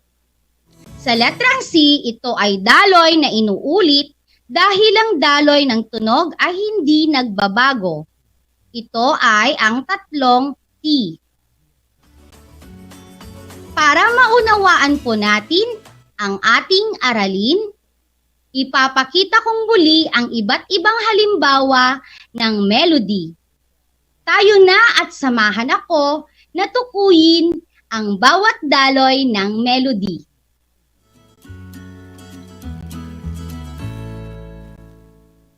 Ang ipinapakita rito ay meron tayong re, mi, fa, so.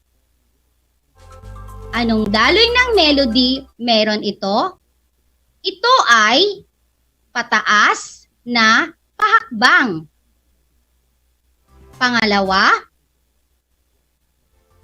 re, fa, la, do.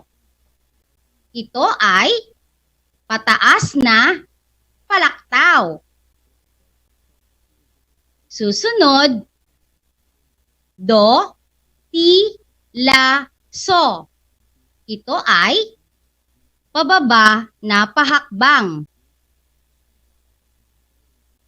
Ang susunod na slide ay so, re, so, mi. Ang daloy ng melody na ito ay pababa na palaktaw. At ipapakita ko sa inyo ang huling slide.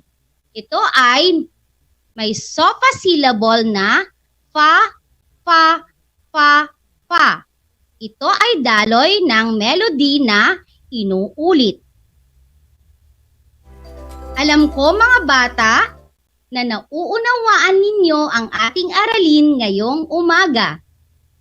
Ating sagutin ang gawain 1 mula sa ating learning activity sheets.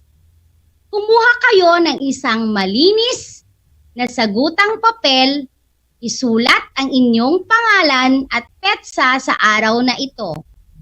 Babasahin ko ang mga katanungan para sa inyo. Ang isang melody ay bunga ng pagdaloy ng tono na maaaring tumaas o bumaba. Ano-ano ang daloy ng melody? Isulat sa nakalaan na patlang pagkatapos ng bilang o maaari ding isulat sa inyong mga sagutang papel.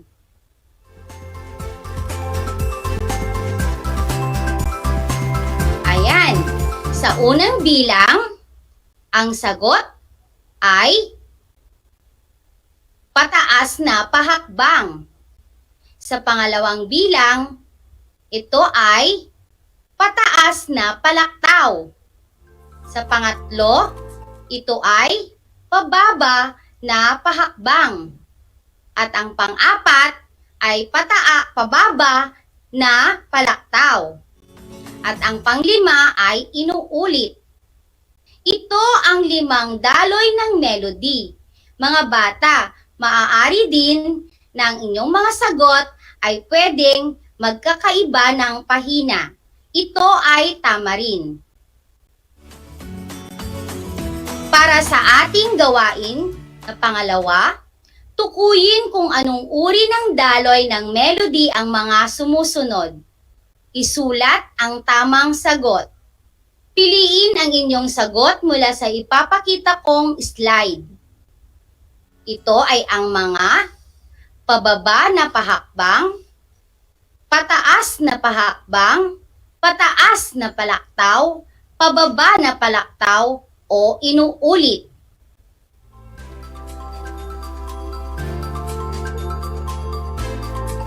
Para sa unang gawain, tingnan natin ang unang gawain.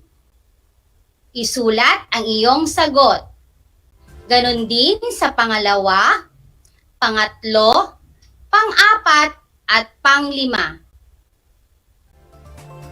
Kung ang sagot mo sa una ay pataas na palaktaw, ikaw ay tama. Kung ang sagot mo sa pangalawa ay inuulit, mahusay. Kung ang sagot mo sa pangatlo ay pataas na pahakbang, magaling. Pang-apat, ang sagot ay pababa na palaktaw. At ang pang-5, ang sagot ay pababa na pahakbang. Mga bata, nakasagot ba kayong mabuti? Mahusay at nauunawaan ninyo ang daloy ng melody na ating pinag-aralan. Para sa inyong takdang aralin, gumuhit ng musical stuff at mga note na nagpapakita ng mga daloy ng melody na pataas na pahakbang, pataas na palaktaw, pababa na pahakbang, pababa na palaktaw at inuulit. Uulitin ko, para sa inyong takdang aralin, gumuhit ng musical stuff at mga note na nagpapakita ng mga daloy ng melody na pataas na pahakbang, pataas na palaktaw, pababa na pahakbang, pababa na palaktaw, at inuulit.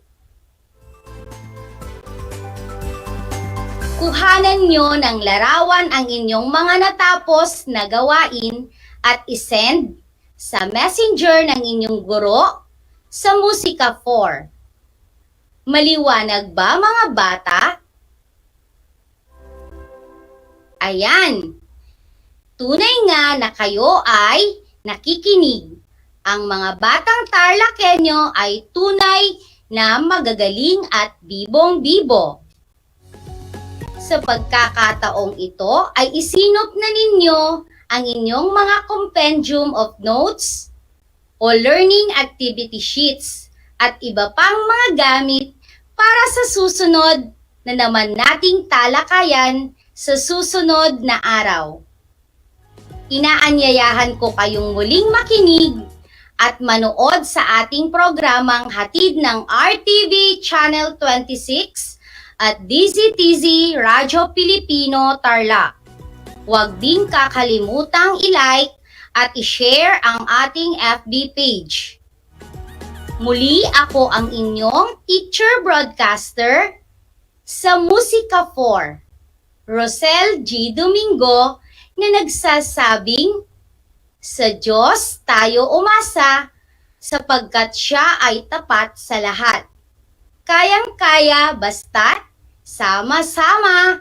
Ating tatandaan, ang musika ay nagbibigay saysay at kulay sa bawat araw ng ating buhay. Hanggang sa muli mga bata, paalam!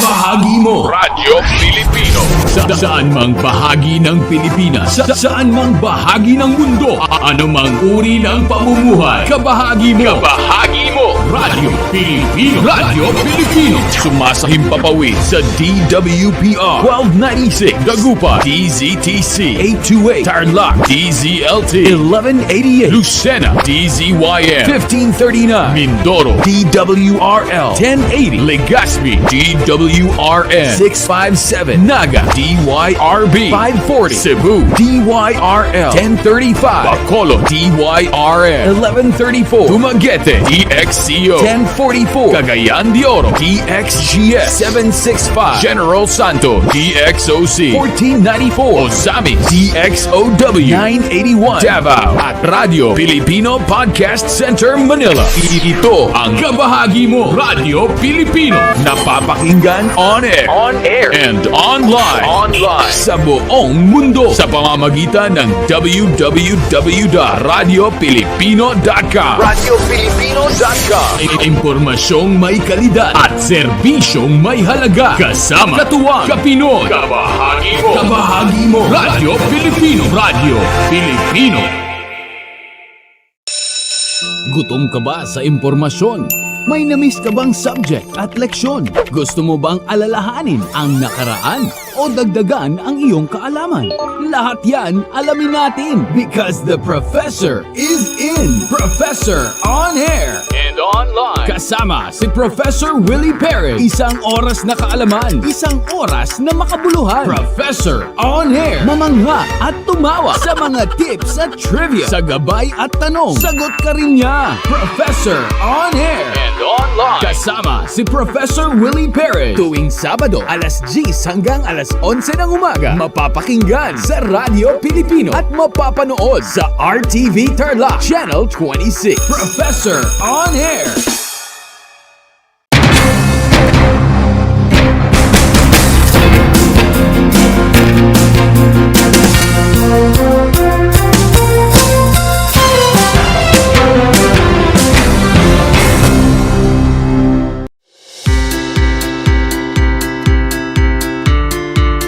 Upang matugunan ang mga kinakaharap na pagsubok ng mga guro at mag-aaral sa gitna ng kasalukuyang pandemya, nagsanib tulong sina Congressman Charlie Cojuangco ng unang distrito ng Tarlac, DEPED Region 3 Regional Director Dr. May B. Eclar at Tarlac Schools Division Superintendent Dr. Ronaldo Pozon para sa isang napapanahong proyekto na tinaguriang Project Shine, Aral TarlakHenyo. Ang mga mag-aaral ng Grade 4 at Grade 5, ganun din ang Grades 8 and 9 sa buong probinsya ng Tarlac, kasalukuyang sumasailalim sa radio-based instruction. Katuwang ang himpilang DZTC 828 kHz AM at RTV Tarlac, Channel 26. Ang Tarlac po nangunguna po ngayon pagdating po sa radio-based instruction. Marami pong humahanga sa atin. I'm very happy this station, itong DCTC, could reach the whole of Region 3. Hindi natin alam. We are contributing. We are creating a very big dent in the history of Philippine education. And I am proud. I am here in Tarlac. This is the noble cause of education in which you and I, without you knowing it, we are bound to do.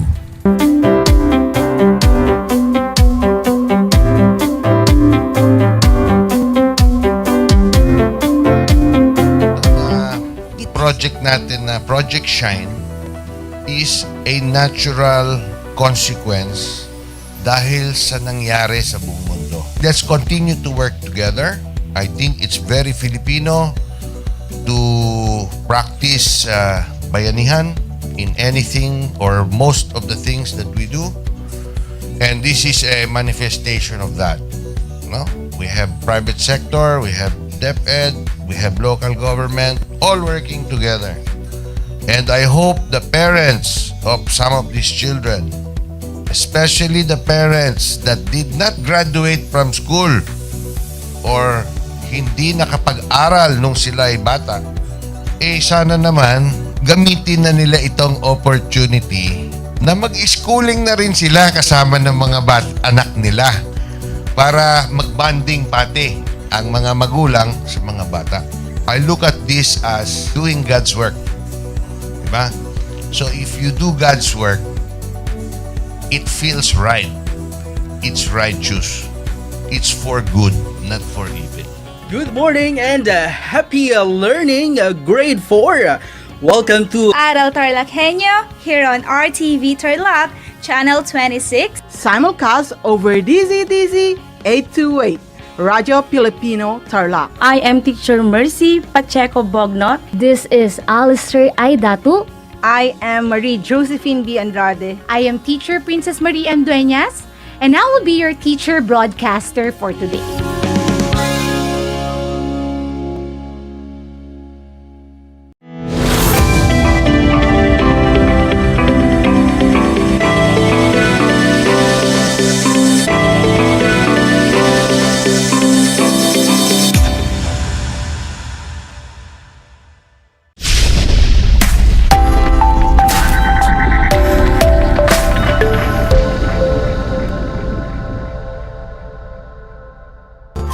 A blessed day and happy learning, young learners of Tarlac Province. Welcome back to Aral TarlakHenyo here on RTV Tarlac, Channel 26 and 100 for Converge Cable subscribers. Simulcast over DZTC 828 Radio Filipino Tarlac. Today is November 18, 2021, and we are now on our Q2 first week of learning. I am Marian Janice B. Tabile, but you can call me Teacher Ian. And I am airing live at the Municipality of Anao, Province of Tarlac. Alright, so prepare yourselves for another episode of Broadcast Learning. And today, we will be discussing on how to compose clear and coherent sentences using appropriate grammatical structure, the progressive aspect of verbs. So before we go over our lesson, make sure you are comfortable on your seats, and in front of you is your paper, pen, and learner's activity sheet. Get ready with yourself because another learning adventure is about to begin. And if you have questions or clarifications on our episode, feel free to send your message to your teacher, advisor, or you can ask help of your guardian. To check your understanding of the previous episode, let us try to answer our first activity on your activity sheet, which is about simple aspect of verb that was discussed by Teacher Rosemary. So listen very well, my dear learners, as I read the direction. Identify the tense of the underlined verb in each sentence by checking the correct answer. And for those who are watching via Facebook Live, you may share your answer in the comment section. So let's begin our learning adventure. For item number 1, Aldrich played the toys of his brother. What is the form of the verb played?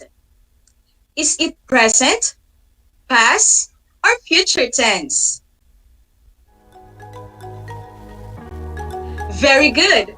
The statement is a past tense. This time, let's have statement number 2. Jen and her brother Sam lived at the farm. What is the underlined verb? Is it a present, past, or future tense? Check your answers now, kids.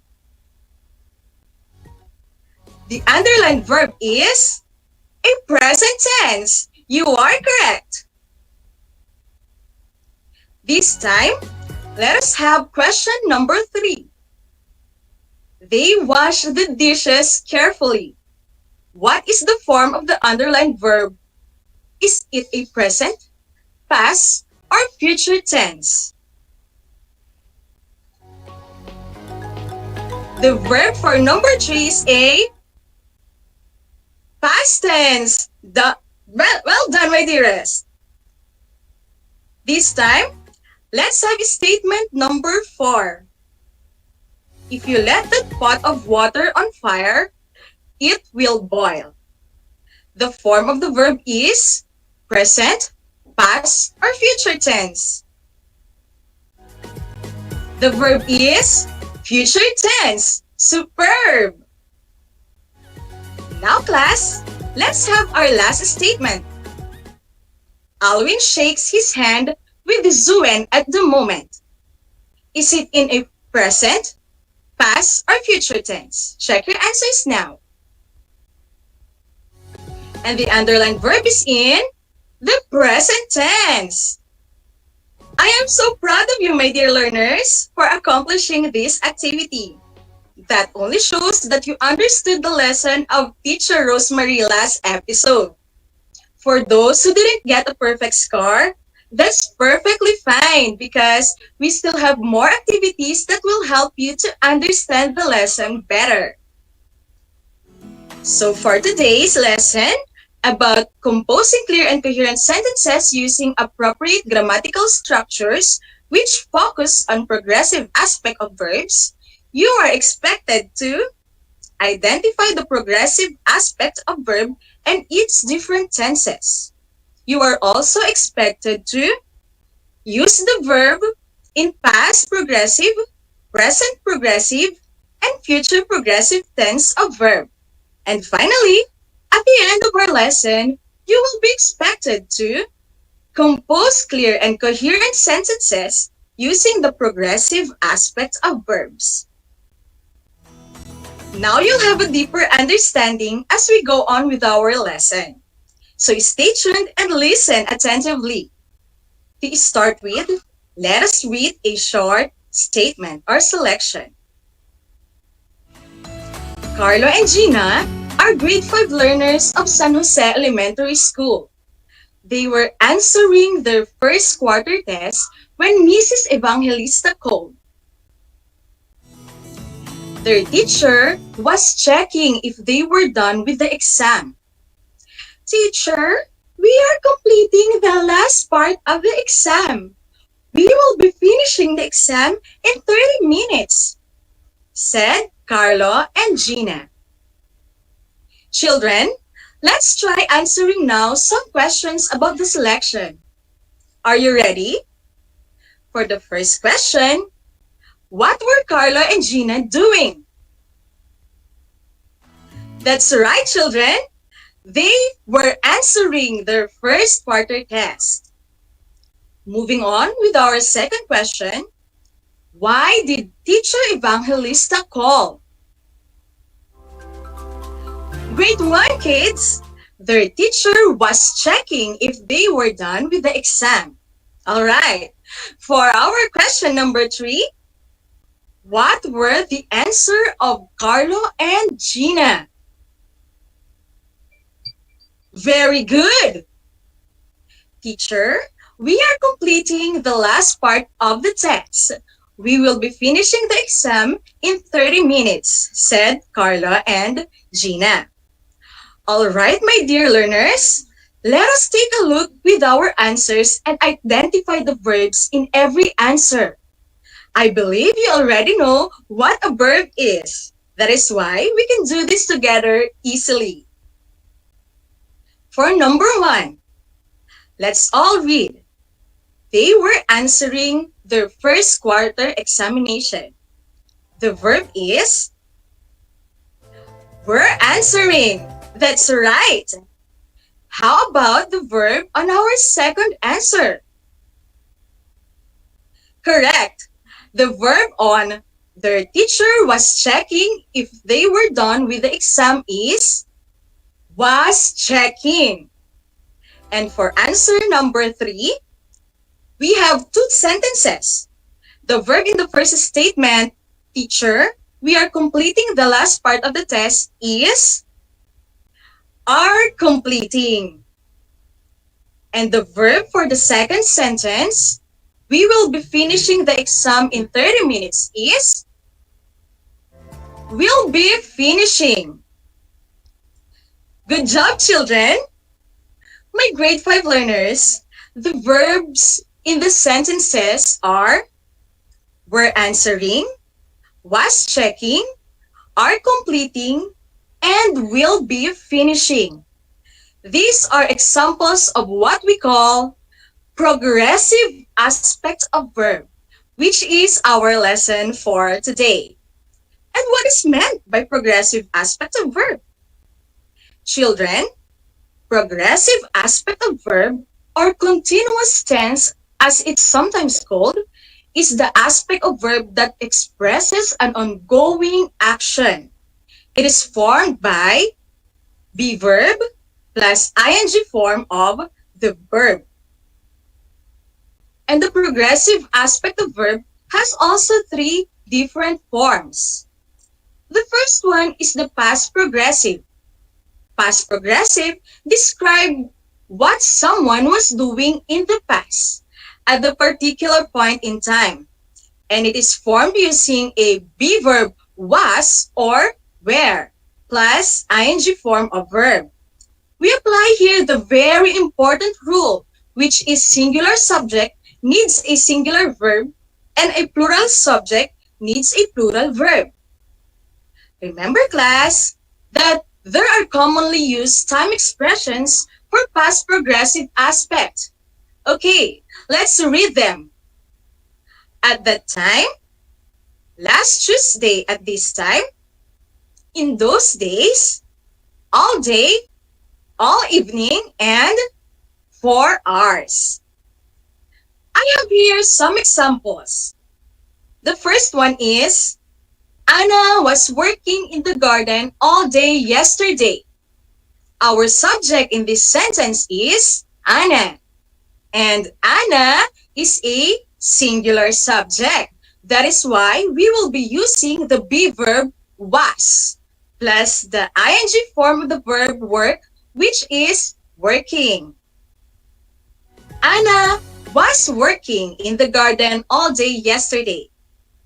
The second example is, last Monday at this time, the grade 5 parents were getting the modules of their children. Our underlined verb is were getting. We use were because our subject is the grade 5 parents, which is plural. And getting is the ing form of the verb get. Class, past progressive also expresses an interrupted action in the past. And when is the commonly used time expressions for that?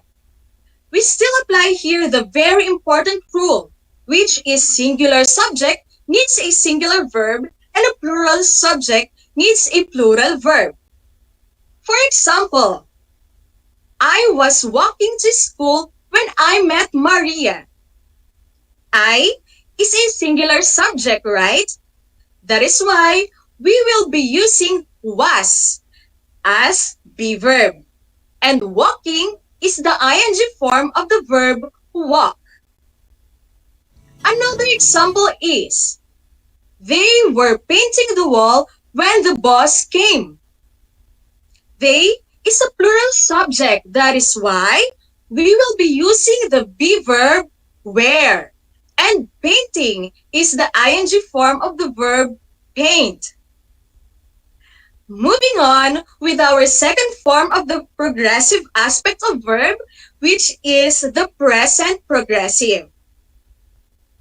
This form describes an activity that is currently in progress. This time, we form the present progressive either of the be verb is, or are, considering the very important rule, which is singular subject needs a singular verb and a plural subject needs a plural verb. Learners, we also have commonly used time expressions for present progressive. Okay, let's read them.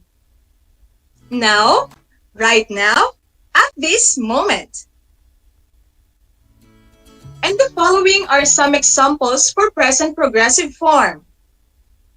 Alfie is driving his red car at this moment. Is driving is the present progressive form of the verb. And let's read together, kids, our second example. Right now, I am writing a message for my friend. And our present progressive verb is am writing. And finally, the third form of the progressive aspect of verb, the future progressive. Future progressive describes an ongoing action in the future. Both singular and plural subject takes only one verb form, and the form is will plus be plus ing form of verb. And children, the commonly used time expressions for this are by next year, by this time tomorrow, by then, and in 2 months. And here are the examples. At this time tomorrow, Aldrich will be giving gifts to charity. And we will be visiting our relatives by next year. All right. So are you still with me? Good to know that, because it is time to practice what you have learned. You will be given 3 seconds to answer correctly, and we will be checking our answers right away. FB viewers, you may type your answers on the comment section. So, guys, are you ready? Good. For the direction. On our first activity, identify the underlined form of the verb, whether it is past progressive, present progressive, or future progressive. You may start answering now. For item number 1, Merlin and Monette were shopping when I saw them last week. What is the form of the verb? Is it a past progressive, present progressive, or future progressive? And the answer is, you are correct, a past progressive. Number 2, Anisha is cleaning her garden now.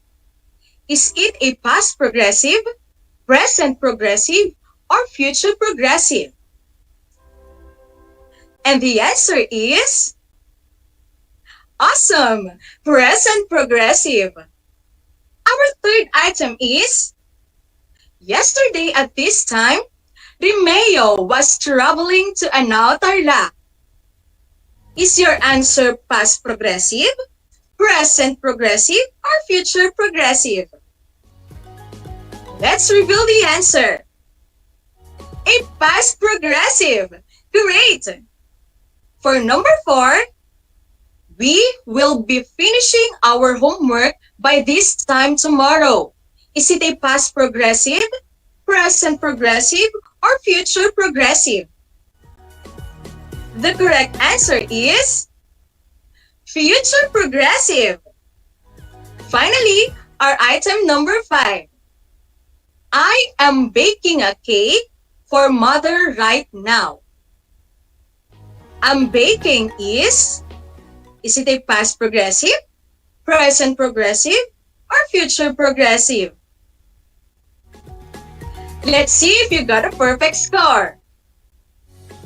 A present progressive. There you have it, learners. Did you get a perfect 5? You are super awesome. If your score is 4 and below, it is still a job well done, because you still have your chance to show up on our next activity. I believe you are all waiting to answer attentively our activity number 2. And I know that you can do this one easily. You will be given enough time to answer, and right after this, we will check your answers. For activity number 2, the direction will be encircle the correct letter of the progressive aspect of verb that matches the tense in parentheses. Here is your item number 1. My friend blank at this time yesterday. The verb is in past progressive. Is it A, did calling, B, were calling, C, is calling? Encircle the letter of your answer. The past progressive form of the verb for item number 1 is, you were right. Letter B, were calling. And for second item, Elaine blank more than one puzzle now. The verb is in present progressive. Is it A, is solving, B, will be solving, or C, was solving? Encircle the letter of your answer. The present progressive verb of Elaine blank more than one puzzle now is letter A. And you got the correct one. Number 3. The 5th graders blank 30 modules by the end of second quarter. The verb is in future progressive. The choices are A, is reading, B, will be reading, C, are reading. You may encircle the letter of your answer now. The correct answer is awesome! Letter B it is. For item number 4, I blanked the house when someone knocked. The verb is in past progressive. Options are A, is cleaning, B, am cleaning, C, was cleaning. Encircle the letter of your answer.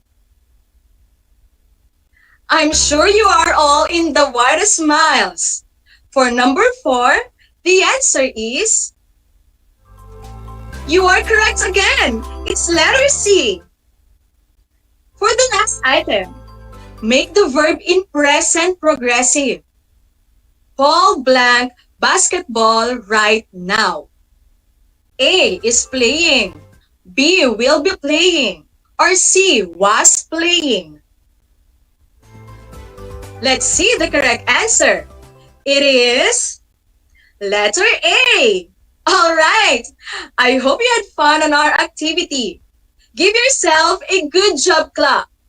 And beep beep. Good job. So in our activity, you use verb in the past progressive, past present progressive, and future progressive tense.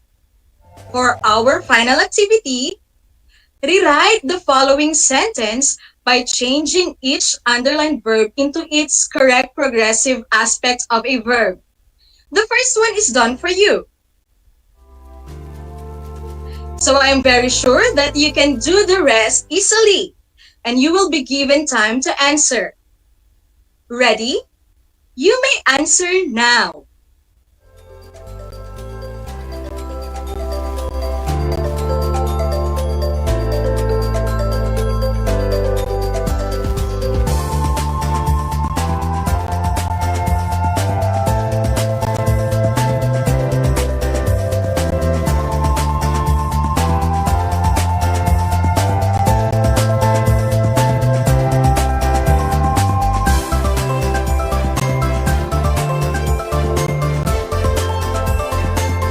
Okay, let's see how well did you do in this part of the activity.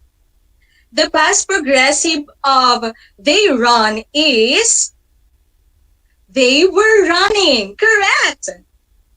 The present progressive is absolutely right. They are running.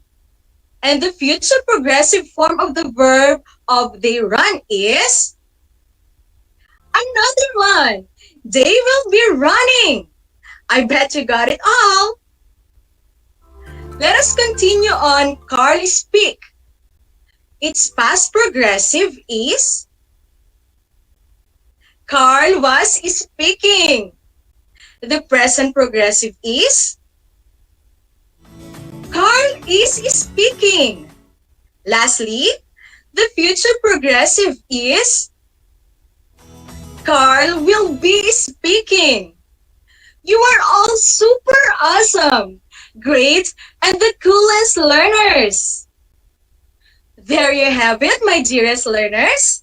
That ends our discussion, and I am hoping that you have with you the bunches of learning for our episode. If you still have clarifications, you may get in touch with your English teacher or advisor. I am pretty sure that you can easily finish your post-listening activity, which serves as your assignment because you are already a superstar of our lesson. You may ask for your parents or your teacher in answering the activity. Here is the direction. Fill in the table by writing complete sentence using the correct form of progressive aspect of verb. You are truly an acer of this lesson. So let's have a recap on what you have learned today. Today, you have learned the ways on how to construct the forms of progressive aspects of verb. You have also learned the past progressive using the be verb was or were plus the ing form of a verb. And you also learned the present progressive using either of the be verbs am, is, or are plus ing form of verb. And to complete the progressive form, you also learned today the future progressive using will plus be plus ing form of the verb. And before I go, let me leave a saying that I've been looking forward for so many years. Whatever you do it with a grateful heart. Then, excellence will take over.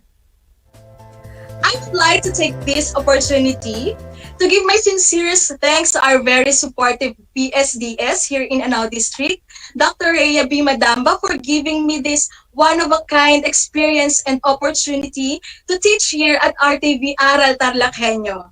Thank you so much, Ma'am Rhea, and also to my school head, Ma'am Bibeth M. Policarpio, and the teachers of Anao District who's watching with us. Thank you so much for all the support. And so this has been your teacher Ian, Marian Jeannie Stabila Evangelista, your Aral TarlakHenyo here on English, the RTV Tarlac channel. We are simulcast over DZTC 828 Radio Filipino Tarlac, airing live here at the ilang-ilang capital of the Philippines, Anao Tarlac. Keep safe, everyone, and may the good Lord bless and keep you all safe. Until next time, bye!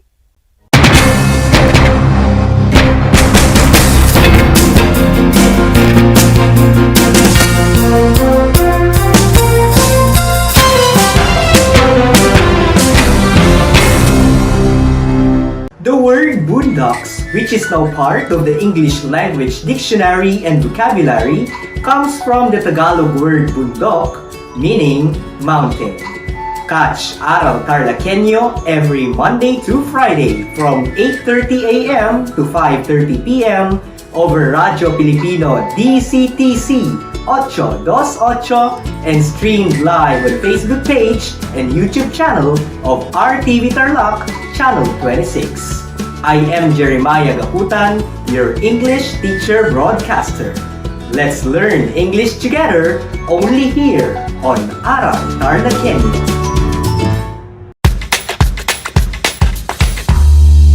Alam niyo ba na ang whale shark ay hindi isang whale? Ang whale shark o butanding ay kinikilalang world's largest fish at tinatawag gentle giants. May sukat itong 12 meters. Maliliit ang ngipin ng butanding, kaya naman planktons o maliliit na hipon at isda lang ang kaya nilang kainin. Simula noong 2011, marami nang nahumaling mag-whale shark watching sa Oslo, Cebu. Alam niyo na, yan ang whale shark! Good morning, grade 5 learners. How are you today? Welcome to Aral TarlakHenyo here on RTV Tarlac, Channel 26. Simulcast over DCTC, Radyo Pilipino, Tarlac. I am Sir Joshua Evaristo, your teacher broadcaster, Aiming to give you another fun-filled learning experience, serving you with the different skills learn and have fun together.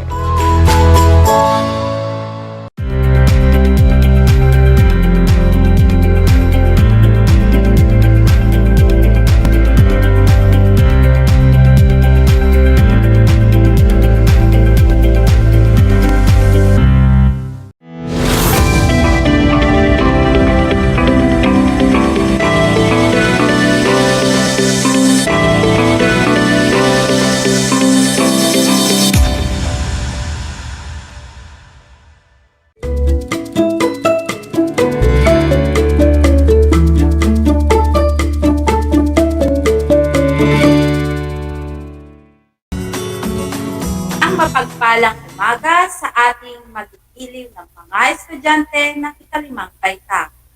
Ngayon ay Huwebes, 18 ng Nobyembre, taong 2021. Naririto na naman tayo, nagsisikap at nagpupunyagi na maging makadiyos, makatao, kakalikasan at makabansa.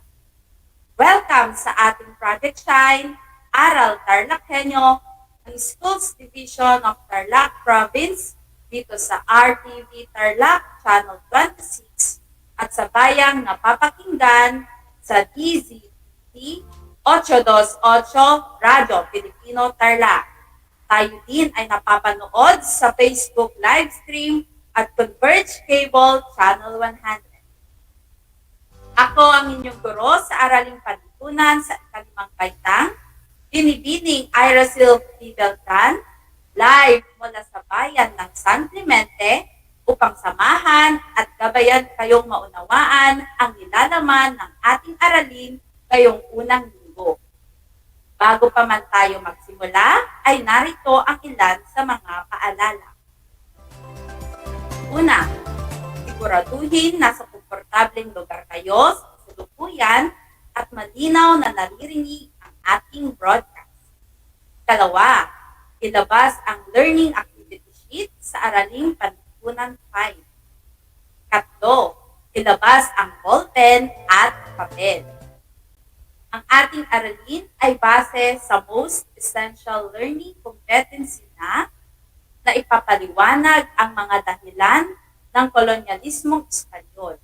Ngunit, ang focus natin sa araw na ito ay ang pagkakatuklas sa Pilipinas at iba pang institusyon. At matapos ang ating broadcast, kayo ay inaasahang matutukoy ang mga pangyayari noong panahon ng mga Espanyol sa Pilipinas. Mailalarawan ang mga pangyayari noong panahon ng mga Espanyol sa Pilipinas at mapapahalagahan ang mga pangyayari noong panahon ng pananakop ng mga Espanyol sa Pilipinas. Mas mauunawaan pa natin ang mga konsepto na ito habang nagpapatuloy tayo sa ating broadcast.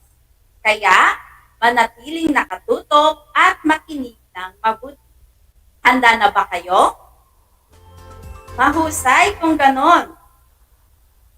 Bilang panimula, atin na munang balikan ang nakaraang konseptong natalakay sa aralin. Ang imperialismo ay tumutukoy sa pakikialam o tuwirang pananakop ng isang makapangyarihang bansa sa ibang lupain upang isulong ang pansariling interes nito. Isa sa uri ng imperialismo ang kolonyalismo.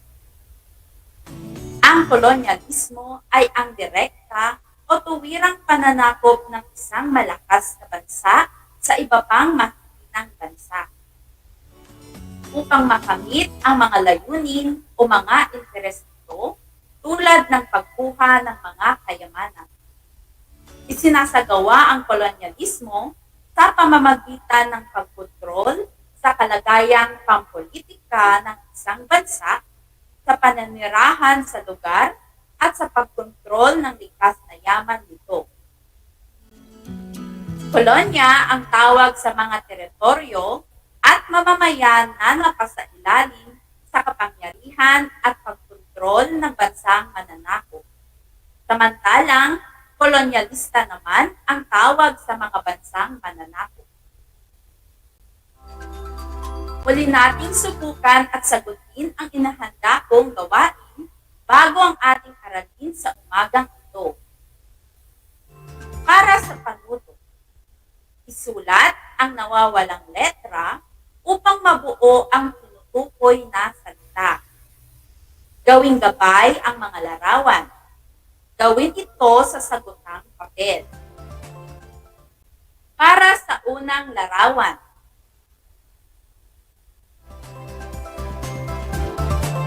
kung ang sagot mo ay ito, tama ka. Para naman sa ikalawang larawan,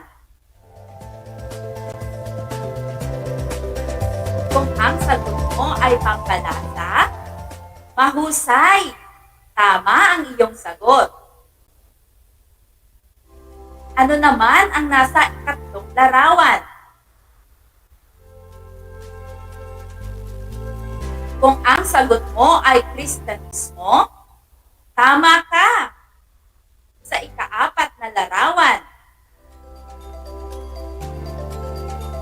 kung ang sagot mo ay Krusada, mahusay. At para naman sa panghuling bilang, kung ang isinagot mo ay Espanya, napakahusay. Tama ka. Ilan ang nakuha niyong puntos, mga bata? Kung nakuha niyo lahat ng tamang sagot, magaling. Talagang naalala niyo pa ang nakaraang aralin. Dumako na tayo sa pagtalakay sa ating aralin sa umagang ito. Magkakatuklas sa Pilipinas. Naging hudyat ng malaking pagbabago sa kalagayan ng mga pamayanan ng mga sinaunang Pilipino ang isang pangyayari noong 1521. Ang pagdating ng manlalayag na si Ferdinand Magellan sa kapuluan ng Pilipinas ang nagbigay daan sa malaking pagbabagong kaharapin ng mga Pilipino sa mga dayuhang Espanyol. Ang pagkiral ng kolonyalismo. Nagsimula ang pagsasagawa ng kolonyalismo sa daigdig nang magtagumpay ang mga kanluranin sa pagtuklas ng mga bagong lupain. Ang panahong ito ay tinatawag na panahon ng paggalugat at pagtuklas na naganap mula ika-16 hanggang ika-17 siglo. Noong March 16, 1521, narating nila Magellan ang Samar at huminto sila sa Humonhon kinabukasan. Noong March 31, 1521, tinanggap sila ni Raha Siago ng Butuan at Colombo ng Limasawa sa Tubuan. Pinaniniwalaang ginanap ang unang misa sa Limasawa sa pangunguna ni Padre Pedro D. Valderrama. April 7, 1521, dumaong ang barko ni Magellan sa Cebu at magiliw siyang tinanggap ni Raha Humabon. Isinagawa nila ang sandubuan at ang sinasabing kauna-unahang pagbibinyag sa mga katutubo. April 27, 1521, sinalakay ng mga Espanyol ang Mactan. Sa huli, nagwagi si Lapu-Lapu at mga taga-Mactan laban sa mga Espanyol. Nasawi si Magellan dahil sa pagtama ng mga panang may lason sa dulo sa kanyang ulo, braso, at hiti. Tulong kaalaman. Ang imahe ng Niño Jesus na hinandog ni Magellan kay Tumabon ay ang pinaniniwalaang nakadambana sa Basilica Minor del Santo Niño de Cebu. Ipinagdiriwang ang 500 taon ng pagiging Kristiyano ng mga Pilipino sa taong 2021. At kayo pa rin ay nakikinig sa DZTC 828 Radyo Pilipino Tarlac at nakatutok sa RTV Tarlac Channel 26, Facebook page at sa Converge Cable Channel 100. Sa pagpapatuloy ng ating aralin, pag-aralan natin ang iba pang ekspedisyon sa Pilipinas. Dumako naman tayo sa iba pang ekspedisyon. Bagamat hindi nagtagal si Magellan sa Pilipinas dahil tinalo ito ng pangkat Lapu-Lapu, hindi ito naging dahilan upang hindi ituloy ng Espanya ang pagnanasang sakupin ang bansa. Pinagpatuloy ni Haring Philip II, anak ni Haring Carlos V, ang pagpapadala ng mga ekspedisyon sa bansa. Noong 1525, sina Juan Garcia at Geoffrey de Loaiza ang namuno sa isang ekspedisyon. Dala ng 5 barko, naglayag ang ekspedisyon patungong silangan. Nasawi sa isang karamdaman si Loaiza kung kaya't ipinagpatuloy ito ni Elcano at Alonso de Salazar, ngunit sila man ay nasawi rin. Sa pamumuno ni Martin Iñiguez de Carpizano, nakarating ang ekspedisyon sa Mindanao hanggang sa Molocan. Dito siya dinakip ng mga Portuguese at naging bihag. Noong 1527, namuno si Alvaro Saavedra Siron. Ipinadala ni Haring Carlos I ng Espanya at nakarating lamang sa Surigao, Mindanao. Sa tangkang pagbabalik ni Saavedra sa Espanya, siya ay nagkasakit at namatay. Namuno si Roy Lopez de Villalobos noong 1542. Nagsimula ang ekspedisyon ni Villalobos sa Mexico. Pagkaraan ng 3 buwang paglalayag, nakarating ang ekspedisyon sa Mindanao. Sa kanyang ekspedisyon, pinangalanan ang Leyte bilang Pilipina, bilang parangal kay Felipe na susunod ng hari ng Espanya. Paglaon, ito na ang ipinangalan sa buong kapuluan. Nagtagumpay ang ekspedisyon ni Miguel Lopez de Legazpi noong 1565 at ganap na nasakop ng Espanya ang Pilipinas. Tumagal ang pananakop ng Espanyol sa Pilipinas ng 333 taon. Dumako naman tayo sa ekspedisyon ni Legazpi. Nang manungkulan si Felipe bilang Haring Felipe II ng Espanya, iniutos niya ang isang ekspedisyon na ang layon ay kumuha ng rekado at tumuklas ng daan pabalik sa Espanya mula sa Pilipinas sa pamamagitan ng dagat Pasipiko. Itinalaga ng hari si Miguel Lopez de Legazpi bilang pinuno ng ekspedisyon. Tumulak si Legazpi mula Navidad, Mexico noong Nobyembre 21, 1564. Kasama niya sa ekspedisyong ito si Andres de Ordaneta na isang paring Augustino at magsisilbing pangunahing nabigante at tagapayong espiritual.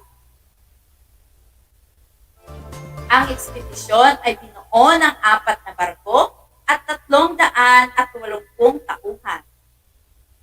Bago tumulak ang ekspedisyon, nakatanggap si Legazpi ng isang selyadong sobre mula sa hari na bubuksan lamang pag nasa laot sila. Sinunod ni Legazpi ang tagubilin at namangha sila dahil nakasaad sa sulat ang utos na sakupin ang Pilipinas. Wala silang magagawa kundi sundin ang utos. Binuo nila sa isip na ang pananakop na kanilang gagawin ay bilang paglilingkod sa Diyos at sa simbahan. Sanduguan ni Legazpi at si Katuna. Dumaong ang pangkat ni Legazpi noong Pebrero 1565 sa isang pulo na malapit sa Cebu. Hindi naging maganda ang pagtanggap ng mga katutubo, kaya sila ay napilitang humanap ng mga pangangailangan sa mga karatig puok hanggang sa makarating sila sa Bohol. Doon ay tinanggap sila ng maayos at noong Marso 16, 1565, may naganap na sanduguan sa pagitan ni Legazpi at si Katuna, isa sa mga pinuno sa Bohol. Ito ay sinundan ng sanduguan din kay Sigala, isa ring pinuno sa Bohol. Si Legazpi sa Cebu. Tumuloy si Legazpi sa Cebu, subalit hindi naging maganda ang pagtanggap ng mga tauhan ni Raha Topas, ang pinuno ng Cebu. Kinalaban ni Legazpi ang mga katutubo na madali nilang nagapi. Pinatawad ni Legazpi ang mga tauhan ni Topas. Dinaglaon, noong Hunyo 1565, ay lumagda sa isang kasunduan si Legazpi at Topas. Kikilalanin ni Topas ang kapangyarihan ng Espanya at bilang kapalit, bibigyan sila ng proteksyon at pangangalaga ng mga Kastila. O ayan, inyo nang nalaman ang mga pangyayari noong panahon ng pananakop ng mga Espanyol sa Pilipinas. Naunawaan niyo ba, mga bata? Tignan natin. Ihanda ang inyong learning activity sheet at sabay-sabay nating sagutan ang mga gawain.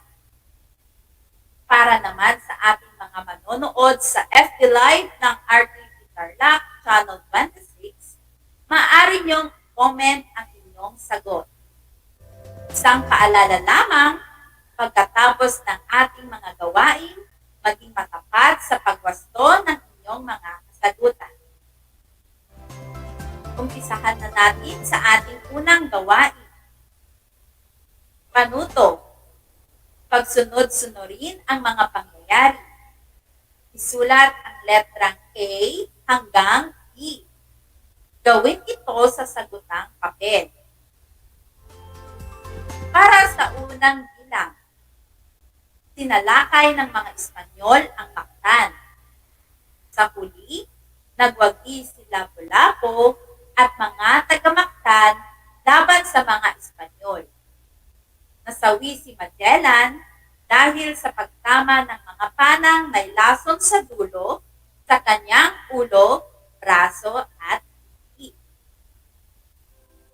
Ikalawang bilang, narating nila Magellan ang Samar at huminto sila sa Kumunhon kinabukasan. Ikatlong bilang, dumaong ang barko ni Magellan sa Cebu at magiling siyang tinanggap ni Raha Humabot. Sinagawa nila ang sanduguan at ang sinasabing kauna-unahang pagbibinyag sa mga katutubo. Kaapat na bilang, pinaniniwalaang ginanap ang unang misa sa Limasawa sa pangunguna ni Padre Pedro D. Valderrama. At sa panghuling bilang, nagsimula ang ekspedisyon ni Villalobos sa Mexico. Pagkaraan ng 3 buwang paglalayag, nakarating ang ekspedisyon sa Mindanao. Para sa pagwawasto ng inyong sagot, narito ang mga kasagutan. Sa unang bilang, letrang D. Ikalawang bilang, letrang A. Ikatlong bilang, letrang C.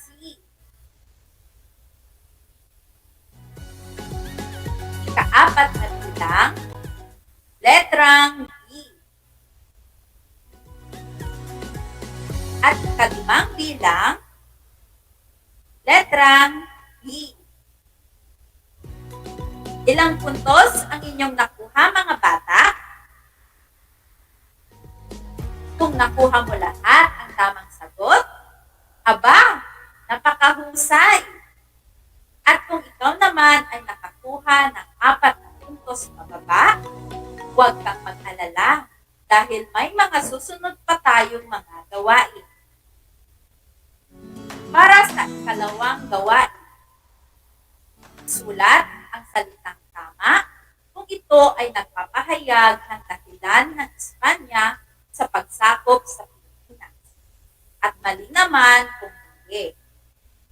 Sulat ito sa inyong sagutang papel.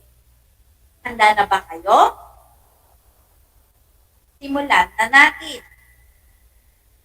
Para sa unang bilang, nagtagumpay ang ekspedisyon ni Miguel Lopez de Legazpi noong 1565 at ganap na nasakop ng Espanya ang Pilipinas. Tama o mali?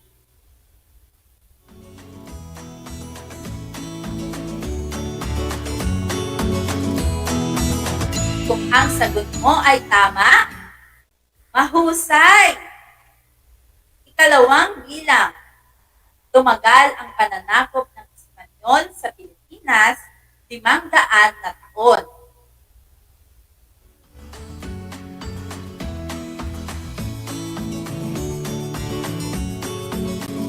Ang sagot mo ba ay mali? Aba, magaling!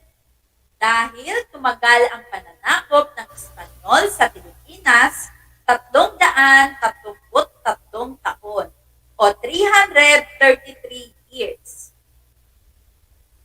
Ikatlong bilang, itinalaga ni Haring Felipe II si Miguel Lopez de Legazpi bilang pinuno ng ekspedisyon.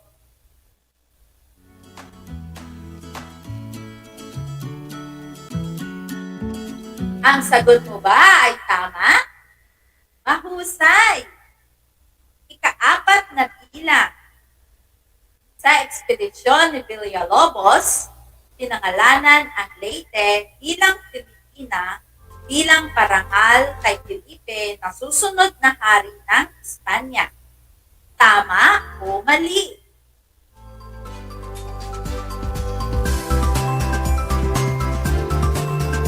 Kung ang sagot mo ay tama, magaling!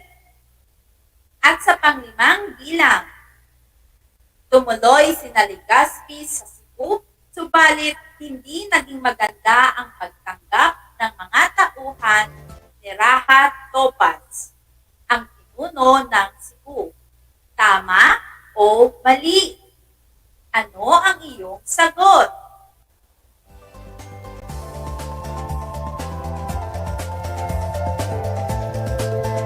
Ang sagot mo ba ay tama? Napakagaling! Tama ang iyong sagot. Para naman sa ikatlong gawain, inyong buksang muli ang inyong learning activity sheets.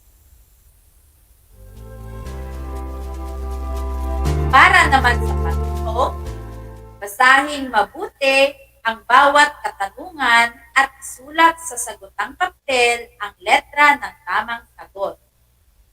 Para sa unang bilang, ano ang nakasaad sa sulat Haring Felipe II kay Legazpi? A. Paglilingkod sa Diyos. B. Sakupin ang Pilipinas.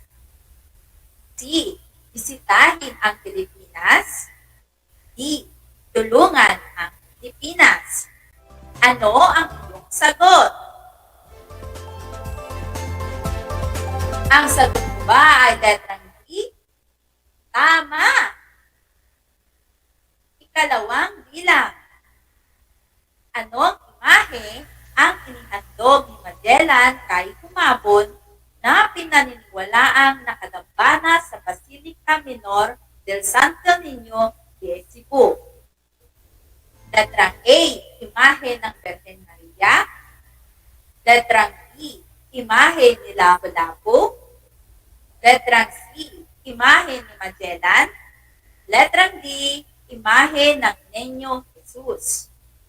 Ano ang iyong sagot?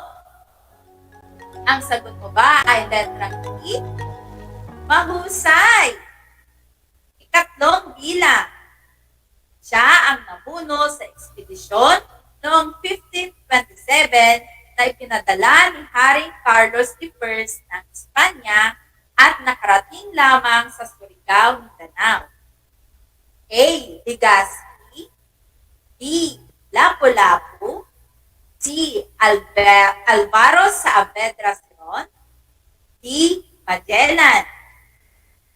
Ang sagot mo ba ay letrang C? Tama ka! Ika-4 na bilang. Kailan tinanggap ng maayos at naganap ang sanduguan ni Legazpi at si Katuna? A. March 16, 1565. B. November 21, 1565. C. December 25, 1565. D. April 13, 1565. Kung ang sagot mo ay letrang A, magaling! Tama ka na naman! At sa panghuling bilang, sino ang kasama ni Legazpi sa ekspedisyon na isang paring Augustino at nagsisilbing pangunahing nabigante at tagapayong espiritual? A. Roy Lopez de Villalobos. B. Andres de Ordaneta. C. Haring Felipe II. D. Sigala.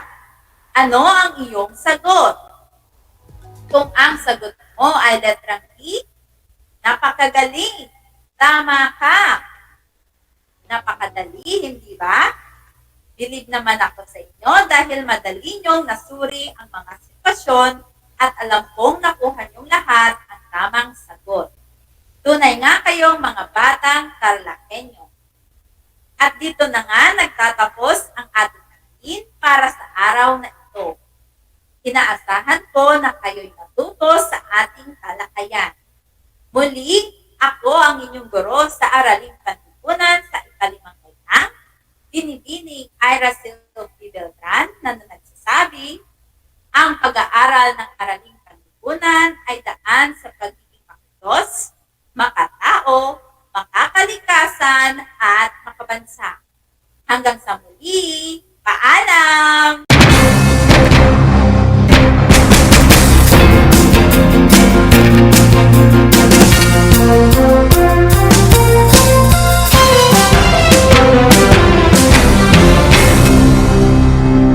Alam niyo ba na ang gitnang Luzon ay tinaguri ang banga ng bigas ng bayan at kamalig ng palay ng Pilipinas dahil dito nagmumula ang malaking produksyon ng bigas sa ating bansa.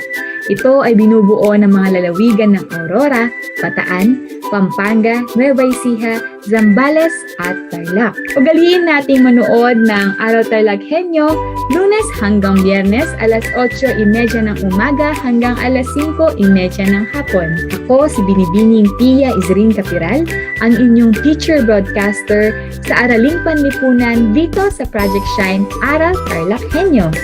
Lagi nating tandaan ang pag-aaral ng Araling Panlipunan ay tungo sa daan ng pagiging makadiyos, makakalikasan, makatao at makabansa.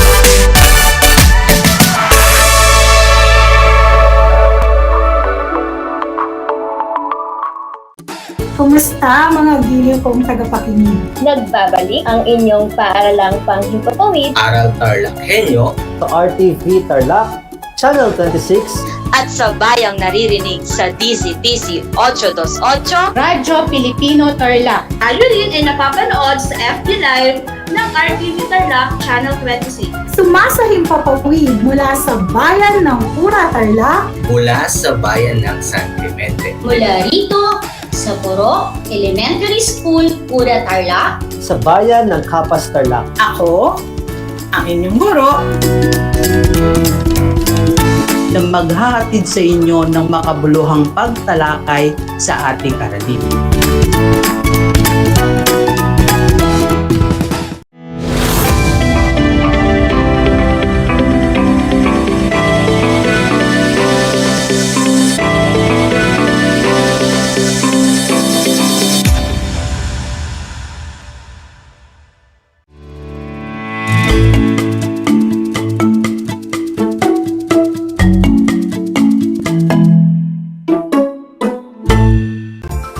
Today, magandang araw, maayap aldo, naimbag na bigat sa mga magigilid naming mag-aaral sa ikalimang baitang, gayon din sa mga mahal naming magulang. Nagbabalik ang inyong paaralang panghimpapawid ng Aral TarlakHenyo mula sa RTV Tarlac Channel 26 na sa bayang naririnig sa DCTC 828 Radyo Pilipino Tarlac at napapanood rin ito sa FB Live ng RTV Tarlac Channel 26 at Converge Cable Channel 100. Ako ang inyong teacher broadcaster, Ginang Melanie R. Dumlao mula sa Paaralang Elementarya ng Tulega Sur, Timog Distrito ng Moncada. Ako ay nagagalak na makasama kayo sa ating pag-aaral sa edukasyong pantahanan at pangkabuhayan, agrikultura sa ikalimang baitang. Ngayon ay ika-18 ng Nobyembre, taong 2021 at makakasama ninyo ako mula alas 11:30 hanggang alas 11:55. Bago natin simulan ang talakayan, inaasahan ko na kayo ay nasa maaliwalas na lugar at maayos na naririnig ang ating broadcast. At dahil wala tayo sa paaralan, gagabayan kayo ng inyong mga magulang o nakatatandang kapatid para sa gawain natin ngayong araw. Kung gusto ninyong sumagot o mayroon kayong mga katanungan, maaari ninyong i-comment o i-type sa ating chat box na makikita sa inyong screen. Handa na ba kayo? Masaya ako marinig na handang-handa na kayo. Kung gayon, atin nang simulan ang isang makabuluhang talakayan na maghahatid sa inyo ng kaalaman. Ang ating aralin ay tungkol sa pag-aalaga ng isda. Pagkatapos mapakinggan ang episode na ito, kayo ay inaasahang maipaliliwanag ang kabutihang dulot ng pag-aalaga ng isda at maiisa-isa ang mga dapat isaalang-alang sa pagsisimula ng palaisdaan. Bago natin talakayin ang aralin ngayong araw, nais ko munang magbalik-tanaw tayo sa ating nakaraang aralin. Natatandaan niyo pa ba ito? Mahusay mga bata! Ang ating nakaraang aralin ay tungkol sa mga hayop na maaaring alagaan tulad ng manok. Ibigay nga ninyo mga bata ang dalawang uri ng manok na maaaring alagaan at matatagpuan sa poultry farms. Magaling! Ang dalawang uri ng manok na matatagpuan sa poultry farm ay layer at broiler. Ang layer ay inaalagaan para sa itlog at ang broiler ay inaalagaan para sa taglay nitong karne. Ano naman ang angkop na pagkain para sa mga alagang manok, mga bata? Tumpak. Ang mga pagkain para sa alagang manok ay una, starting mash. Ito ay binibigay sa mga bagong pisang sisiw hanggang 6 na linggo. Pangalawa, growing mash. Ibinibigay ito bilang pagkain para sa 6 na linggo hanggang sa handa ng ipagbili o hanggang mangitlog ang inahin. Pangatlo, laying mash. Ito naman ay binibigay sa mga manok na nagsisimula ng mangitlog.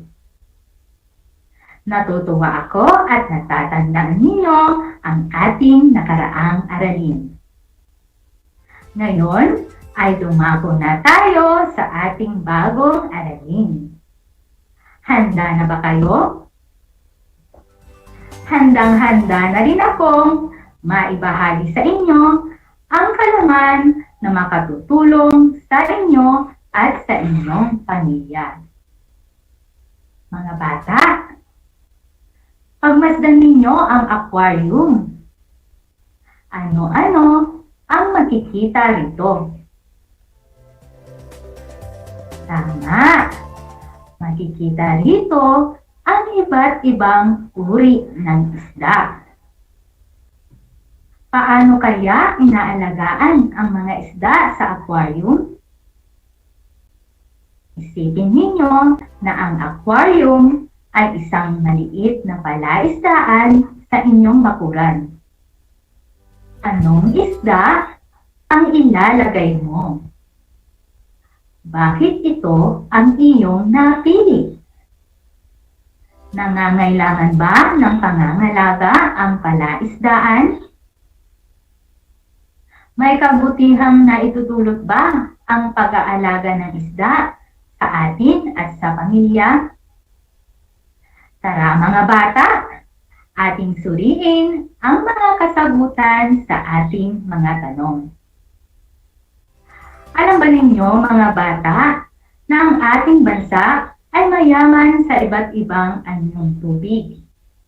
Dahil dito, ang pangingisda ang isa sa pangunahing hanapbuhay ng mga Pilipino. Ang pag-aalaga ng isda o fish culture na tinatawag ay malaki ang tulong sa kabuhayan ng mag-anak. Natutugunan nito ang kanilang pang-araw-araw na pangangailangan. Ang isda, katulad ng manok, baboy at baka, ay may napakahalagang bahaging ginagampanan. Karaniwang ito ang makikita sa hapagkainan ng isang mag-anak dahil mura at masustansya ito. Maganda ito sa ating katawan bilang pinanggagalingan ng protina. Sa tamang pag-aalaga ng isda, matutugunan ang iba pang mga suliranin ng bansa, lalo na sa pagkain. Mainam din itong gawing hanap buhay. Madali bang mag-alaga ng isda? Ang pag-aalaga ng isda ay madaling gawin. Tama ka sa narinig mo. Madali lang itong gawin at alam ko na kayang-kaya ninyo itong isagawa kasama ng inyong pamilya. Kailangan mo lang alamin ang mga dapat isaalang-alang sa pagsisimula ng palaisdaan. Sa puntong ito, alamin na natin ang mga dapat isaalang-alang sa pagsisimula ng palaisdaan. Una, limit. Pumili ng isdang aalagaan tangkop sa lugar at panahon.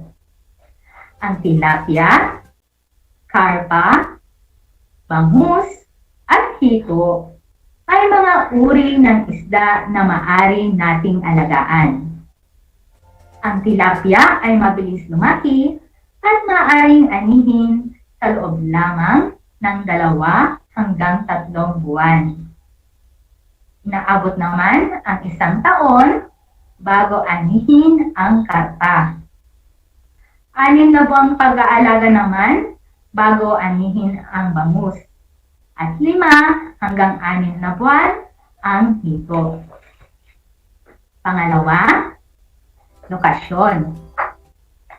Pumili ng lugar na malapit sa pagpinagkukunan ng tubig tulad ng ilog, balon o poso sa buong taon. Mahalaga na laging sapat ang tubig sa palaisdaan, lalo na sa panahon ng tag-init, upang maiwasan ang pagkamatay ng isda.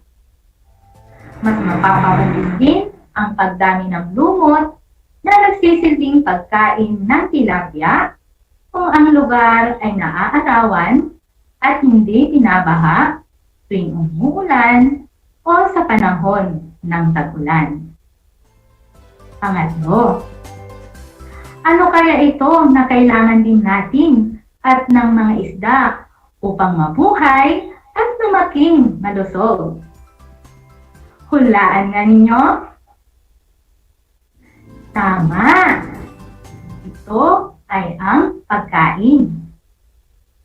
Ang maliit na halamang dagat na makita nating berde na lumulutang sa tubig ay pagkain ng mga isda.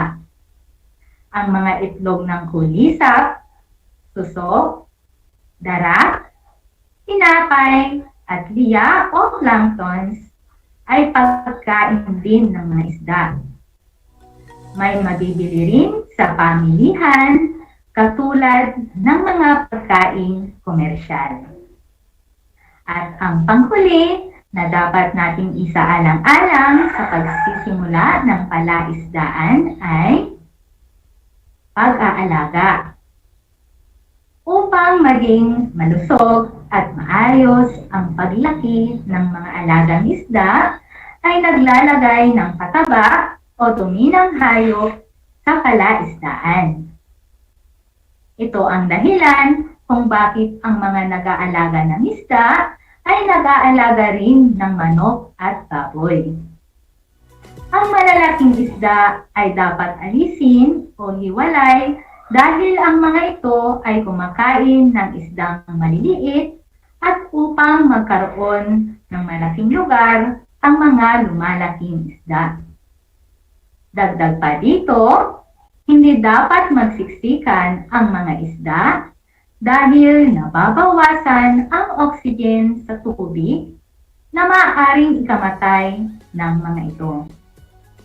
Iwasan ding matapunan ang palaisdaan ng mga anumang bagay na nakalalason. Naunawaan ba ninyo mga bata? Mabuti kung ganon. Ako ay nagkagalak sa pagtutok ninyo sa ating talakayan ngayong araw. Natitiyak kong kayang-kaya na ninyong gawin ang hinanda kong gawain. Makinig ng mabuti sa panuto mga bata. Panuto, basahin at suriin ang mga pangungusap. Isulat ang titik ng tamang sagot. Para sa unang bilang, saan dapat itayo ang palaisdaan?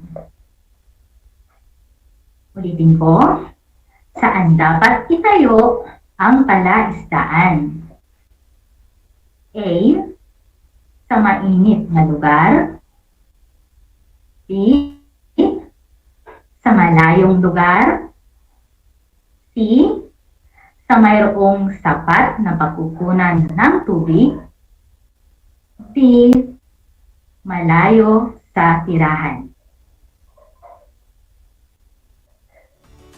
Kung ang inyong sagot ay letrang C, mahusay.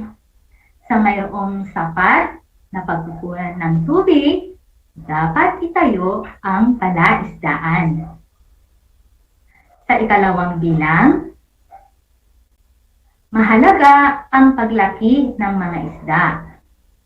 Ano ang gagawin mo para lumaki at tumaba ito? A. Lagyan ng buhangin. B. Lagyan ng langis. C. Lagyan ng pataba o dumi ng hayop. D. Lagyan ng tubig na may halong kemikal. Ano ang inyong kasagutan? Magaling! Ang tamang sagot ay letrang C. Kailangang lagyan ng pataba o dumi ng hayop ang palaisdaan upang lumaki at maging malusog ang alagang isda. Ikatlong bilang. Alin sa sumusunod ang hindi pagkain ng isda? Ulitin ko. Alin sa sumusunod ang hindi pagkain ng isda? A. Planktons.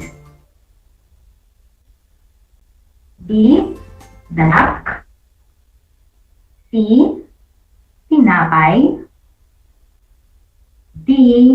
Tuyong dahon.